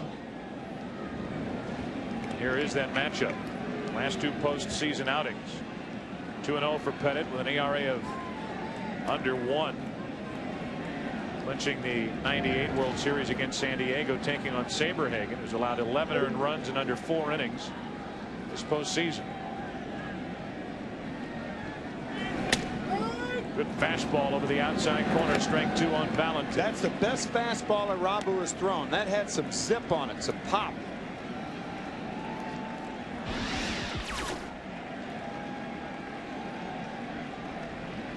What you like to do with those fastballs, move that catcher's glove. Valentin stays alive. And the fact that Saberhagen is starting for the Red Sox tomorrow makes it all the more important that Pedro Martinez is able to work deep into this ball game tonight. Saberhagen figures to need some relief help in that ball game tomorrow if his performance in the postseason is any indication. Runner at 2nd with 2 out in the 1-2 pitch. Valentin grounds one through the left side. Here comes Lewis. Throw by Leday. Safe as Posada dropped it. And it's 8-0 Red Sox here in the 5th.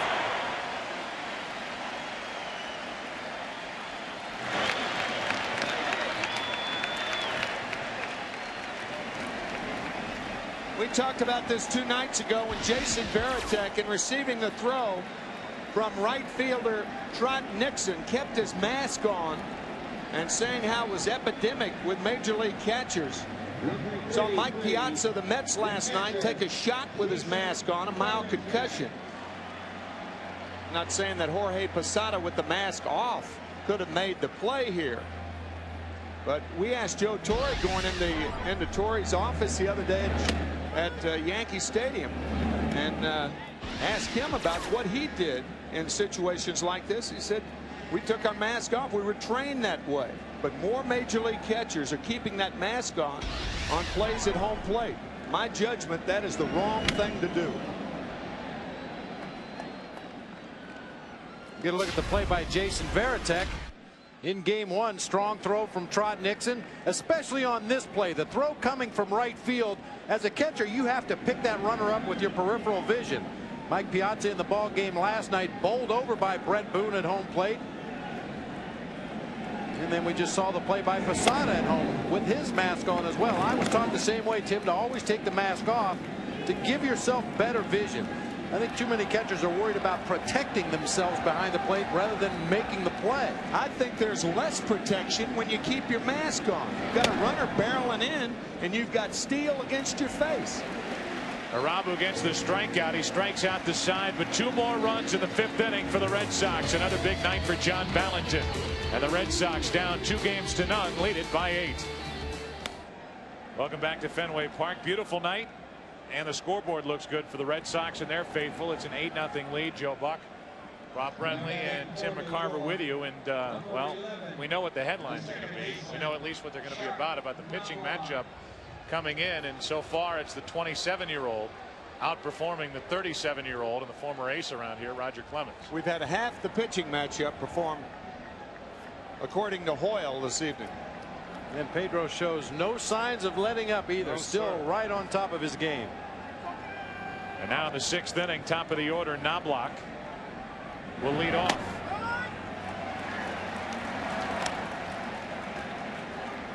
Oh for 1 with a walk.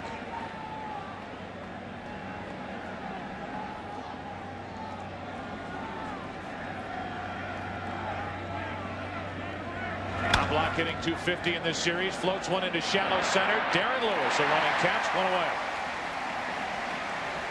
You know, we were talking in game 2, Tim, and you and I have talked about it on the Fox Saturday Baseball Game of the Week, about the curse of the Bambino and the easy correlation between the Red Sox postseason struggles and the no World Championship since 1918 and the New York Yankees and the 24 World Championships, first one being in 1923 after Babe Ruth went to the Yankees. Now we get time called as Rick Reed, the home plate umpire, goes out to visit with Pedro Martinez, who has to retie his shoes.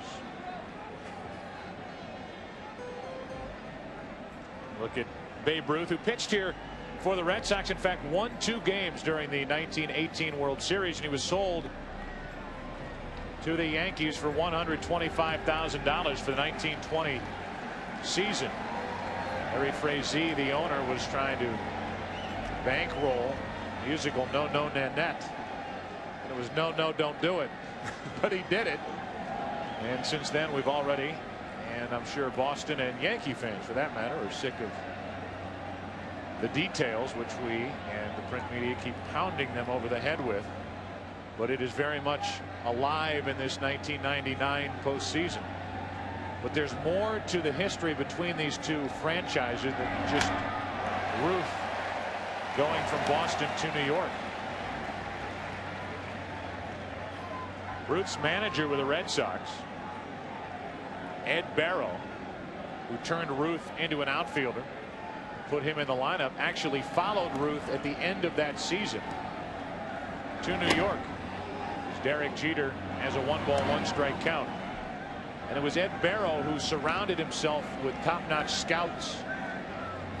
Eventually had Paul Critchell on his staff, who went out and signed Gehrig. That led to the hiring of George Weiss, who set up the farm system as the farm director. That's a foul ball. And what you had there was the building of the Yankee dynasty. So not only do you have the curse of the Bambino with Babe Ruth moving to the Yankees, but you have Ed Barrow, who has a plaque out in Monument Park, moving to the Yankees and setting up what was an incredible system of funneling talent to the big league club, which set up the most dominating franchise of the century. Stolen from the Red Sox organization as well. The 1-2 pitch is outside to Jeter, 2-2.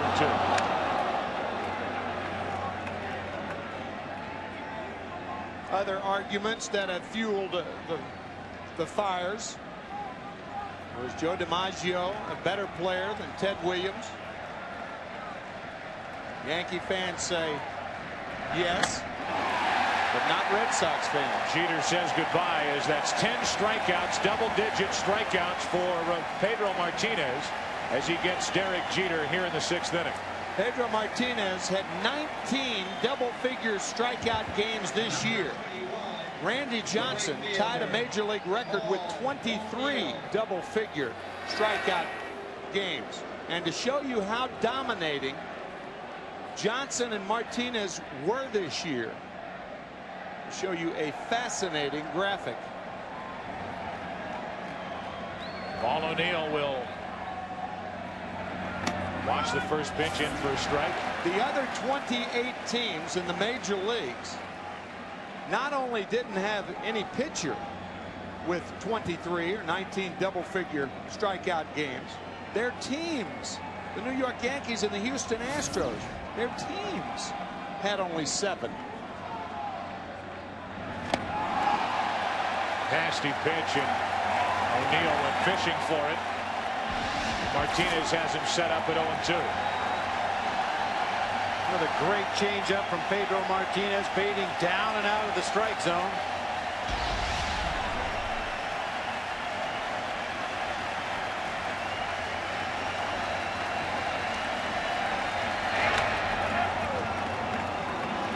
One ball, 2 strikes.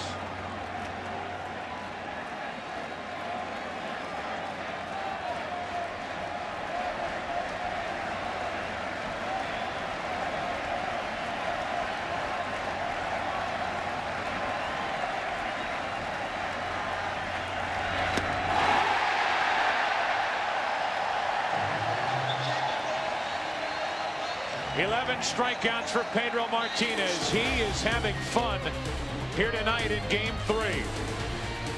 Game 1 went to the Yankees in 10. Game 2 to the Yankees 3-2. Cone over Ramon Martinez. Tonight it's Pedro and the Red Sox leading by 8.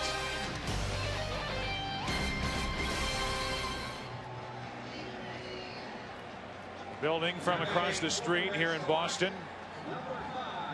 Pulling back into Fenway Park, and it's been all Boston. Only 2 hits for the Yankees. 8-0. Garciaparra now.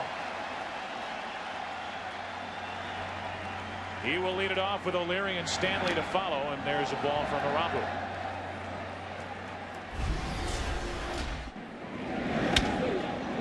Another jumping catch of a humpback line driver by Nomar Garciaparra. As you said at the time, extremely routine for one of the game's best, and a base hit for Nomar into right. He's been on base 4 times tonight, 3 out of 4. And he reached on an error. And you wonder, and Tim, you brought this up, and it was what I was thinking. You know, it's what Bob was thinking. But you brought it up during the break. You've got to start thinking about taking Pedro Martinez out of this game. I think so. I mean, he's got a bad back. Last time he pitched was Monday night against Cleveland, pitching 6 innings. He has thrown 91 pitches, and the Red Sox do have an 8-run lead.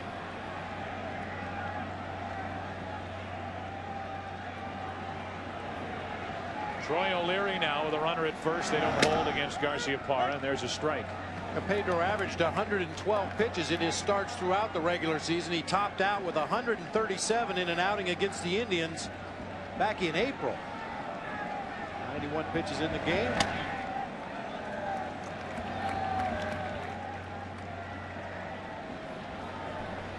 Pitches by innings, and within those pitches, he has 11 strikeouts on the night. As I mentioned, only 2 hits allowed, as O'Leary grounds to the first baseman Martinez. Out at second, and no return throw. The force out 3-6.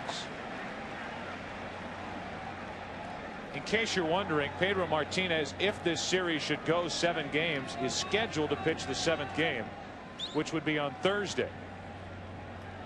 But with the off day, the travel day, if you kept his pitches down, and he's right now probably on the verge of pitching and throwing too many pitches anyway, with 91 on the night, maybe you could force him into a game 6 if you needed him. But if he were to pitch on Wednesday, that would be with 3 days rest. Stanley takes a ball 0 away.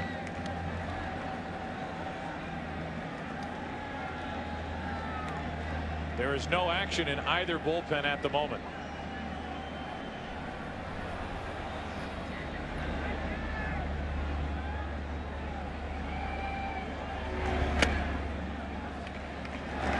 If the league championship series does go 7 games, and you may see the Martinez brothers pitch again, so that would be 4 starts for 2 each, Ramon and Pedro. It evokes the World Series. Thoughts about the World Series back in 1934, when Dizzy Dean and brother Paul won all 4 Cardinal games. They started 5 games in the World Series, Cardinals against the Tigers, and won 4 of them, with Dizzy winning the last game. That was a game in which Ducky Medwick was taken out of the game by Commissioner Kennesaw Mountain Landis for his own protection, and the Cardinals won 11-0. Dizzy, Daffy, and Ducky. Pretty good brother combination there. Dizzy and Paul Dean.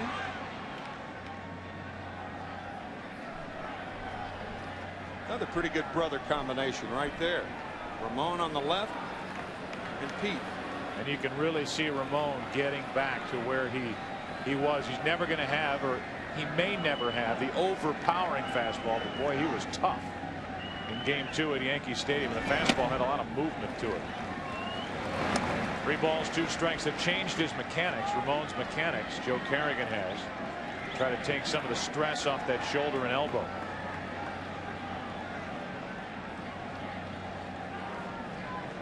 Another day at the office for Pedro. See if they send O'Leary. He stays put on 3-2, and Stanley lines it into left for Leday. After a leadoff single, next 2 retired, 2 out. The hitter will be Dahlbach. Teammates, the Cardinals in 1934 to 1937. Dizzy was 30-7. Paul 19-11 on that 1934 World Champion team. Dizzy Dean, the Hall of Famer, won 150 games for the Cardinals. A little over 150. The Hall of Famer, a similar career as Sandy Koufax had. Sandy retiring age 30 with that arthritic elbow. And these two, when you talk about careers and their career records, Ramon Martinez, who was 4 years older than Pedro, only 18 more wins.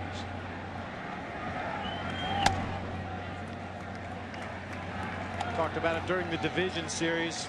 Just having a little fun. Can you imagine the burnout games they must have had down in the Dominican Republic when they were young? Burnout is get it, throw it as hard as you can. Try to make the other guy drop it.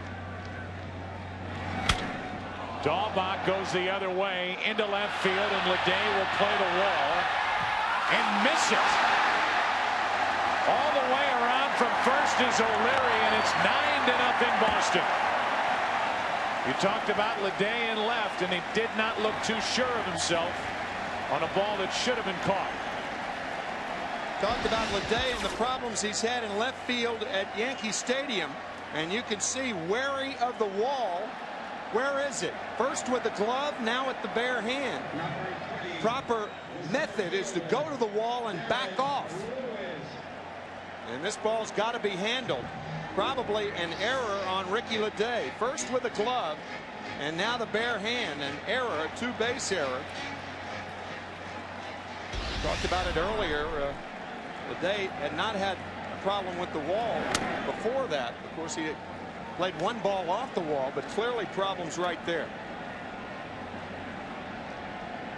And as this lead continues to grow, curse or not, with a bad back, you have to have thoughts of taking Pedro Martinez out of this game. I would think so.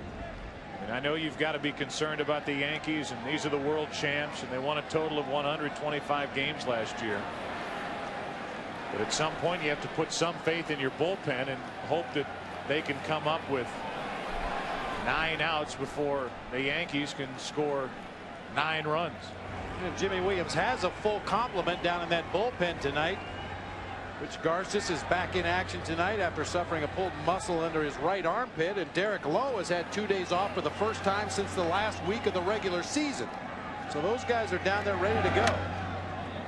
Of course, Jimmy Williams may be like the rest of us. He just likes to watch Pedro pitch. And to go along with what you said earlier with Saberhagen, who has struggled pitching tomorrow night, the more you can rest your bullpen, the better off you are tomorrow night. Short term or long term. As Lewis fouls it away right side, 2-2. And we don't want to give the impression that Pedro Martinez, obviously he's the dominant pitcher on this staff, but this is a staff that led the American League in earned run average. So they have other guys that can pitch too. First time a Red Sox team has led the American League in earned run average since 1914. 2 balls, 2 strikes, runner at second, 2 out. And now a full count on Darren Lewis. Dahlbach has been a pain in the neck to Arabu. Arabu came in the 3rd inning, and Dahlbach immediately pounded a 2-run home run into right. Dahlbach led off with a double in the 5th inning and scored. Now at least hit it deep enough to bother Ledain left. He couldn't make the catch to add another run.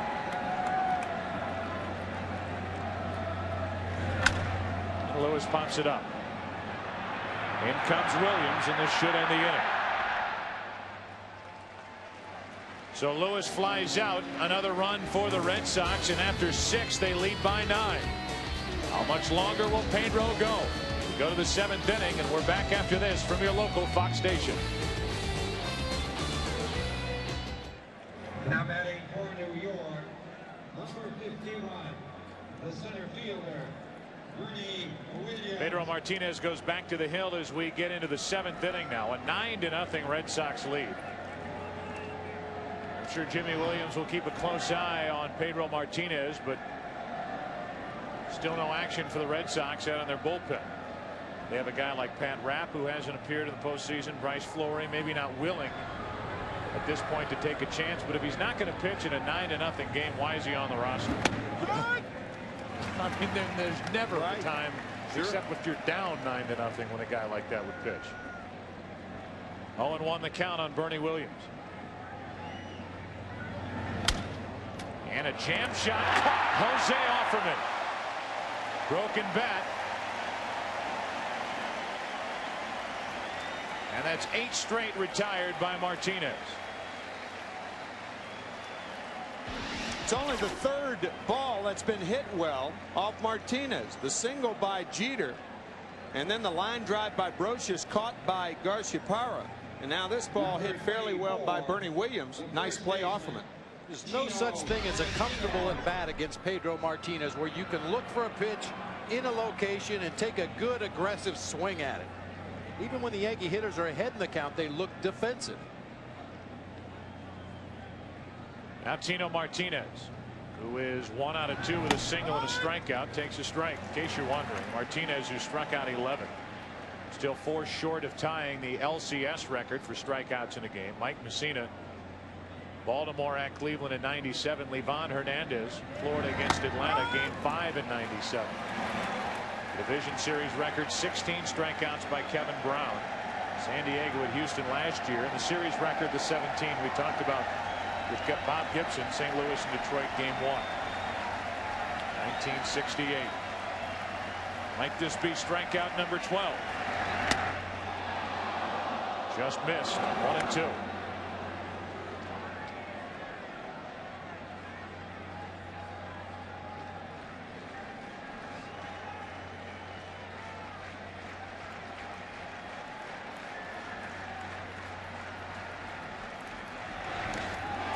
Another strikeout. Tino Martinez is gone, and that's 12 on the night for Pedro.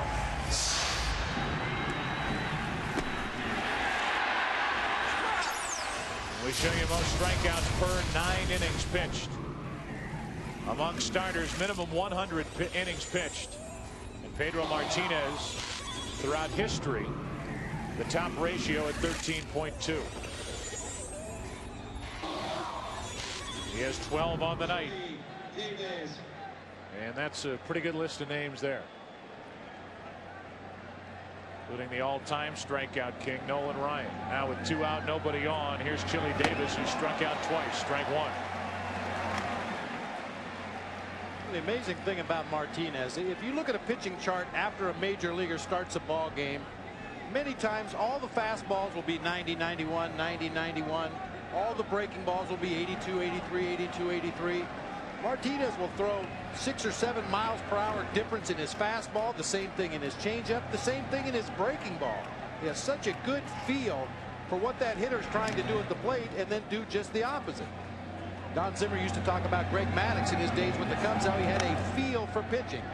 He almost knew when that hitter was going to turn around and look for a fastball, so he'd take a little bit off of it. 2 out with the bases empty. 9 straight retired by Martinez, and the 1-1 pitch to Chili Davis. Tried to check his swing. He did, according to Tim Tashida. The count 2-1. Did Chili Davis go too far? Close.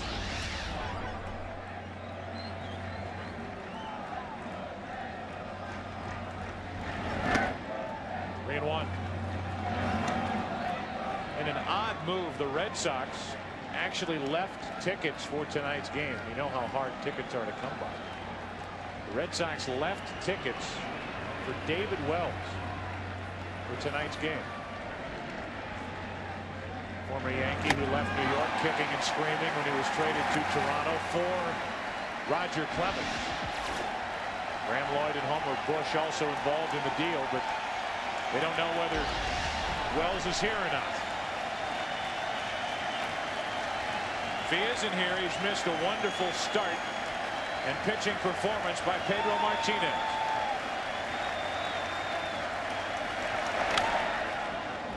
And it's still full on Chili Davis.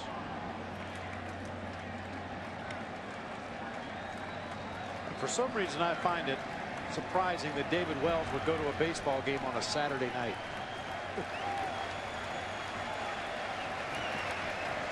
Unless the Red Sox brought him in here, as you said before the game, maybe as the entertainment director after the game for his former teammates, the Yankees. Night game tomorrow, though. 3 balls, 2 strikes, 2 out, nobody on, and a 2-out walk.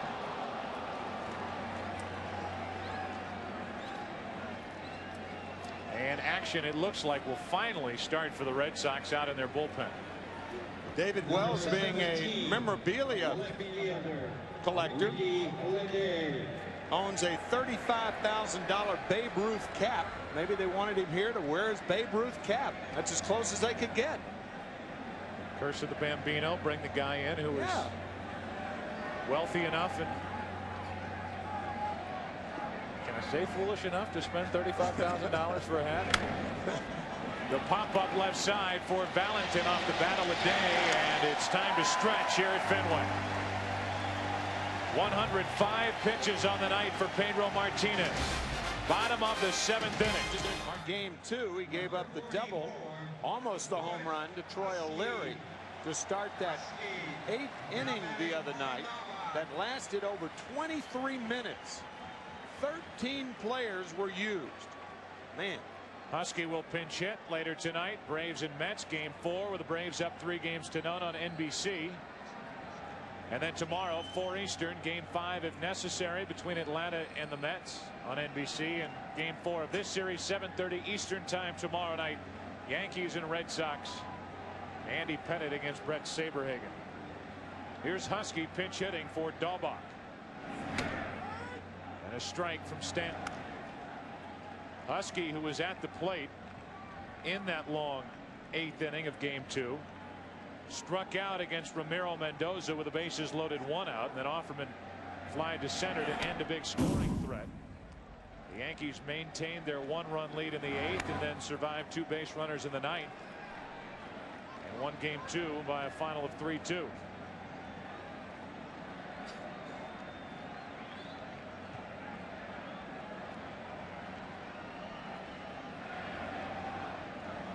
Two on Husky. On Thursday night, 23 minutes that 8th inning lasted. The Red Sox used 9 players, different players in that inning, and didn't score. The Yankees used 4 relievers, and Stanton started it all. And the Yankees won the game 3-2. What a bizarre inning that was. That's the kind of inning that'll ruin your scorebook. Husky grounds back to Stanton. And a long 7th inning is finally over for the Yankees, who are in the field. The Red Sox pounding on New York. 4 runs in the 7th inning. A 13-0 lead. Garcia Parra, the 3rd homer of the night for the Red Sox. All Boston in game 3. We are into the top of the 8th inning now with a 13-0 Red Sox lead. New pitcher is Tom Gordon. Record of 0-2 this season. 11 saves, only 21 games. Talked about the elbow problems. Able to avoid surgery. He likes the way he's throwing the ball, although he's had very little opportunity in this postseason.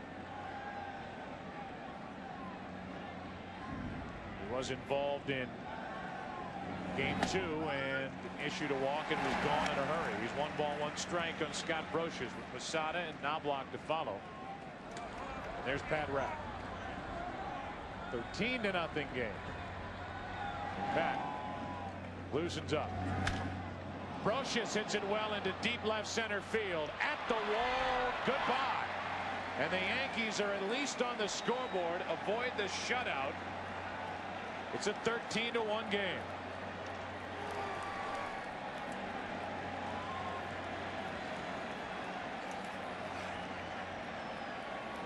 One of the few Yankee fans that is willing to admit at this point she's a Yankee fan, and we go down to Keith Olbermann.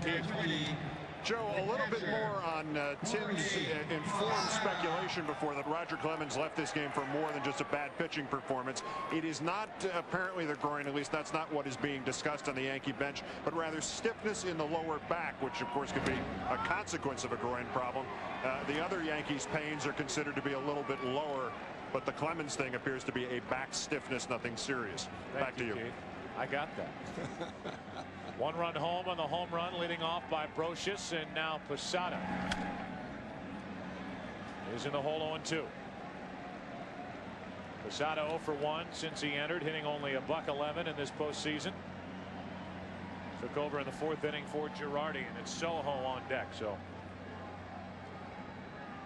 the Yankees are pulling out many of the regulars as we go down the stretch here in Game 3, with eyes on Game 4 tomorrow night. Saberhagen and Pettit. In case you're wondering, for the Yankees, their worst margin of defeat in postseason, 11 runs. Trailed here by 12. It was the 1996 World Series. Lost 12-1 against Atlanta.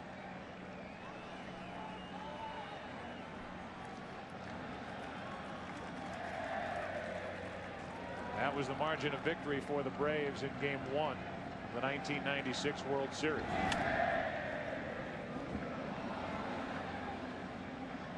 Still 1-2 on Posada.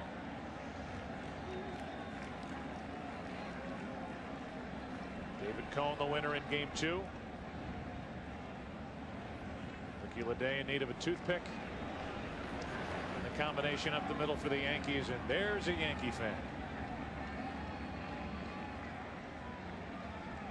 The 1-2. 2 balls, 2 strikes. Ricky Leday may be using what's left of some of the bats after Pedro Martinez got rid of those bats tonight. There's Clay Bellinger, a rookie this year. Posada, an easy fly ball into center for Darren Lewis. One away here in the top of the 8th inning with a run home for the Yankees. Number 19, Luis Soho. So with Joe Torre watching from the dugout, he sends Luis Soho to the plate. Bats for Knobloch and takes a strike.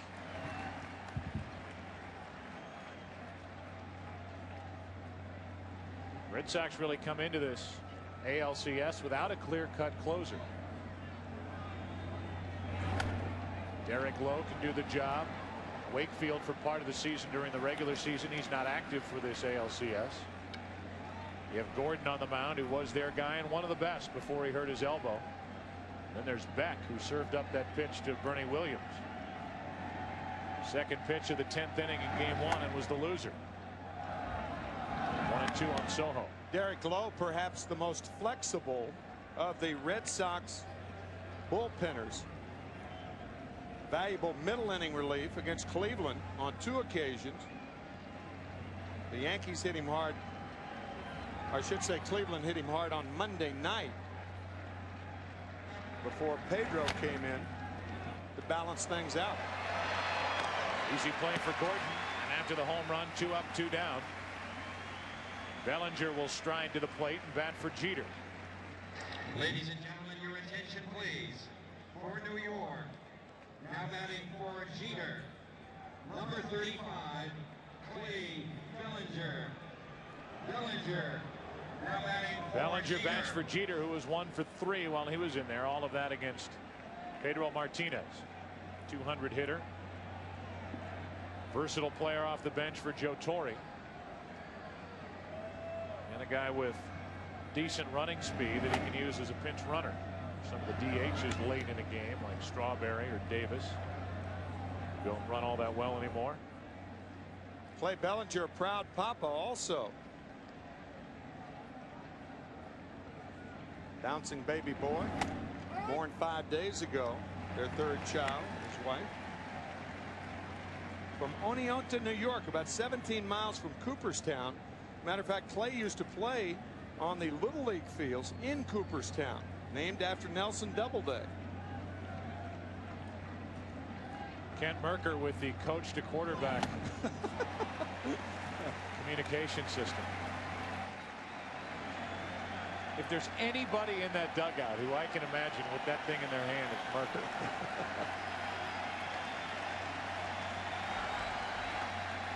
Part of the comedic relief for Mark McGwire the first part of the season while with the Cardinals.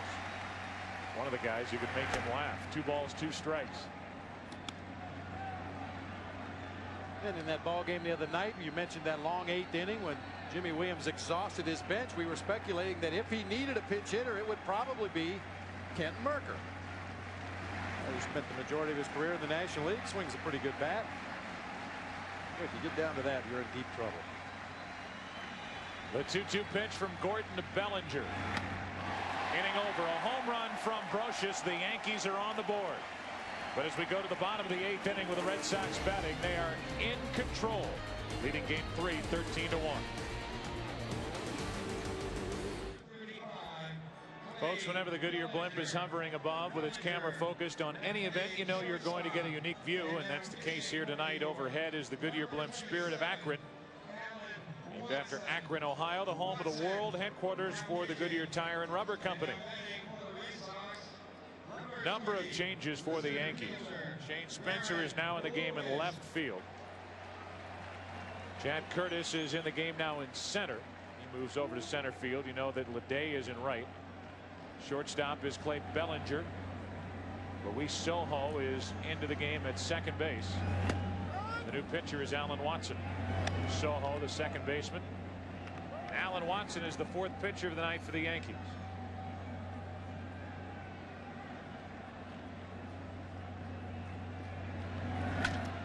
And a ground ball base hit through the right side for Darren Lewis.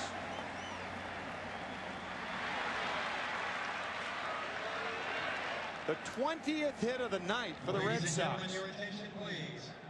Normally there's a saying in baseball that, hey, save some of those runs for tomorrow. But keep in mind that the Red Sox, once they started it last Saturday, it continued the Sunday and Monday against the Cleveland Indians. Of course, they're facing a much different pitching staff here with the Yankees. Andy Pettitte going against Brett Saberhagen tomorrow night. To the left side, Bellinger fresh into the game, starts a 6-4-3 double play. Neatly turned by Bellinger and Soho.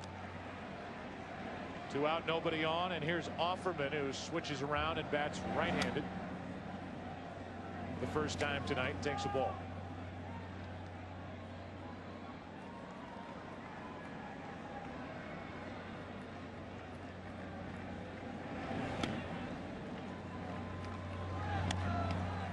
Two balls, no strikes. Comeback kid. Brett Favre has been just that for the Green Bay Packers this season. The 4th quarter, 4 touchdowns, no interceptions. 3 4th-quarter victories.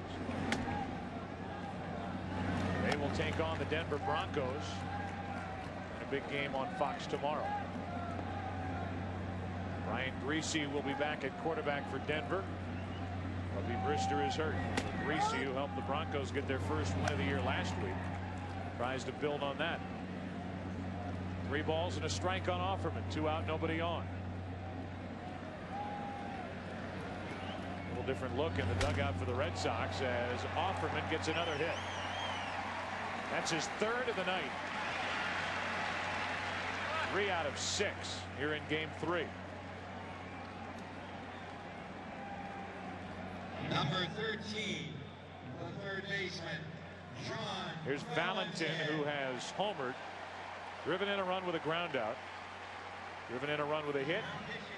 His last 2 times up.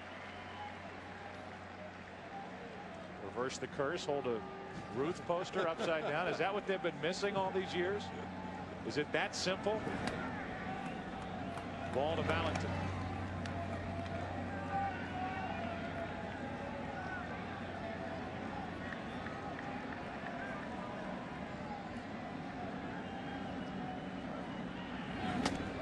There's a strike from Watson. Game 2, Alan Watson came out of the Yankee bullpen in that procession in the 8th inning. Came in and all he did was throw to one hitter and handed out an intentional walk. We talked about Watson smiling when Joe Torre left the mound in game 2. Joe Torre took some of the pressure off and everybody got a kick out of him saying, "You're too wild. You can't get it over the plate. Get out of here."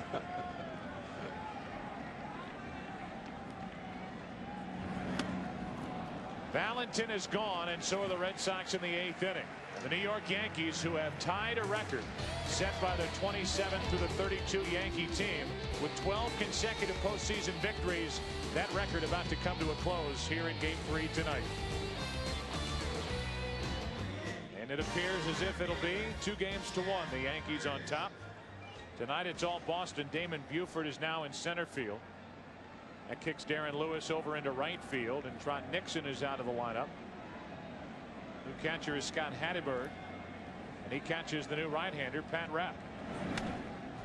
Deals a fastball, and it's fouled back by Curtis. Rapp started 26 games for the Red Sox this year, had a record of 6-7, and an ERA over 4.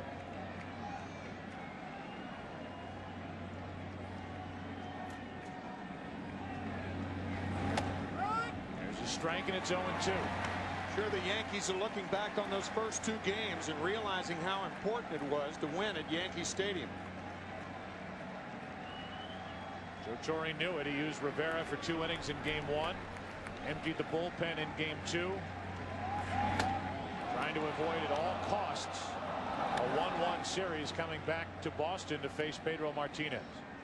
Pedro lived up to the pregame hype and billing. Roger Clemens did not. 2+ innings. That's it. 5 runs against the Rocket. Still 1-2 on Curtis. Going to break. We were talking about the 12-game winning streak in the postseason for the Yankees. See where they rank.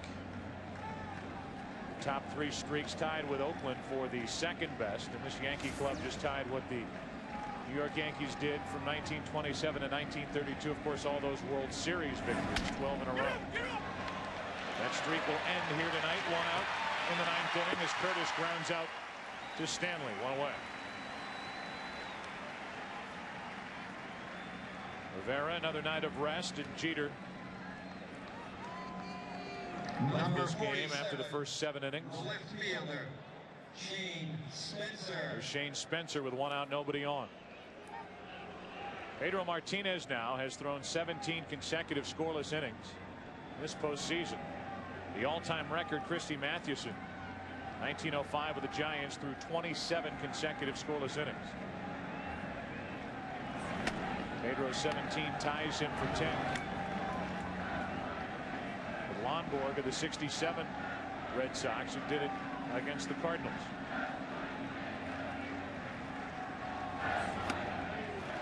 One ball, 1 strike on Spencer.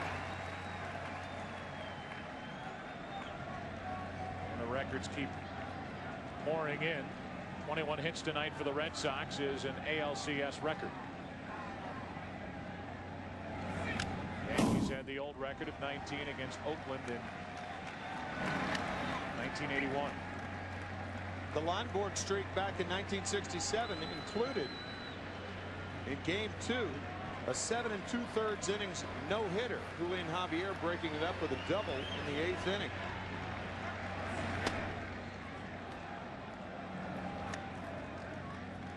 The big night for Garciaparra. Backing up what he did in game 2. When he was on base 4 times, had a 2-run homer. On base 5 times tonight with a 2-run homer. It's 3-2 now on Spencer. Gentleman Jim, a dentist in the Boston area. Very successful practice. After he finished his pitching careers, went to Tufts, got his dental degree. A 1-out walk, and Spencer's on here in the 9th inning. Coming up tonight on Fox after we're finished here in Boston at Fenway, 8 o'clock Eastern. Cops. Back-to-back episodes of Cops, to be specific, at 9 o'clock, America's Most Wanted. Late night tonight, Mad TV. That's tonight on Fox. Tino Martinez is 1 for 3.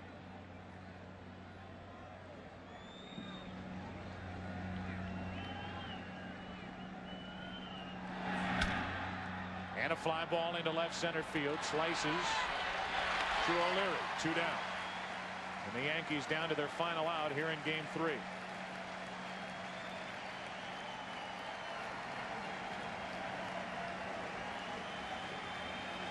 caught that guy. He's just glad this one's going to finally end.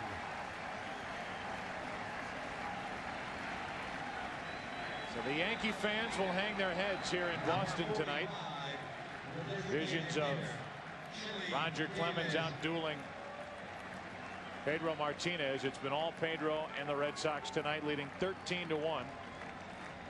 About to trail the Yankees in this ALCS by only 1 game.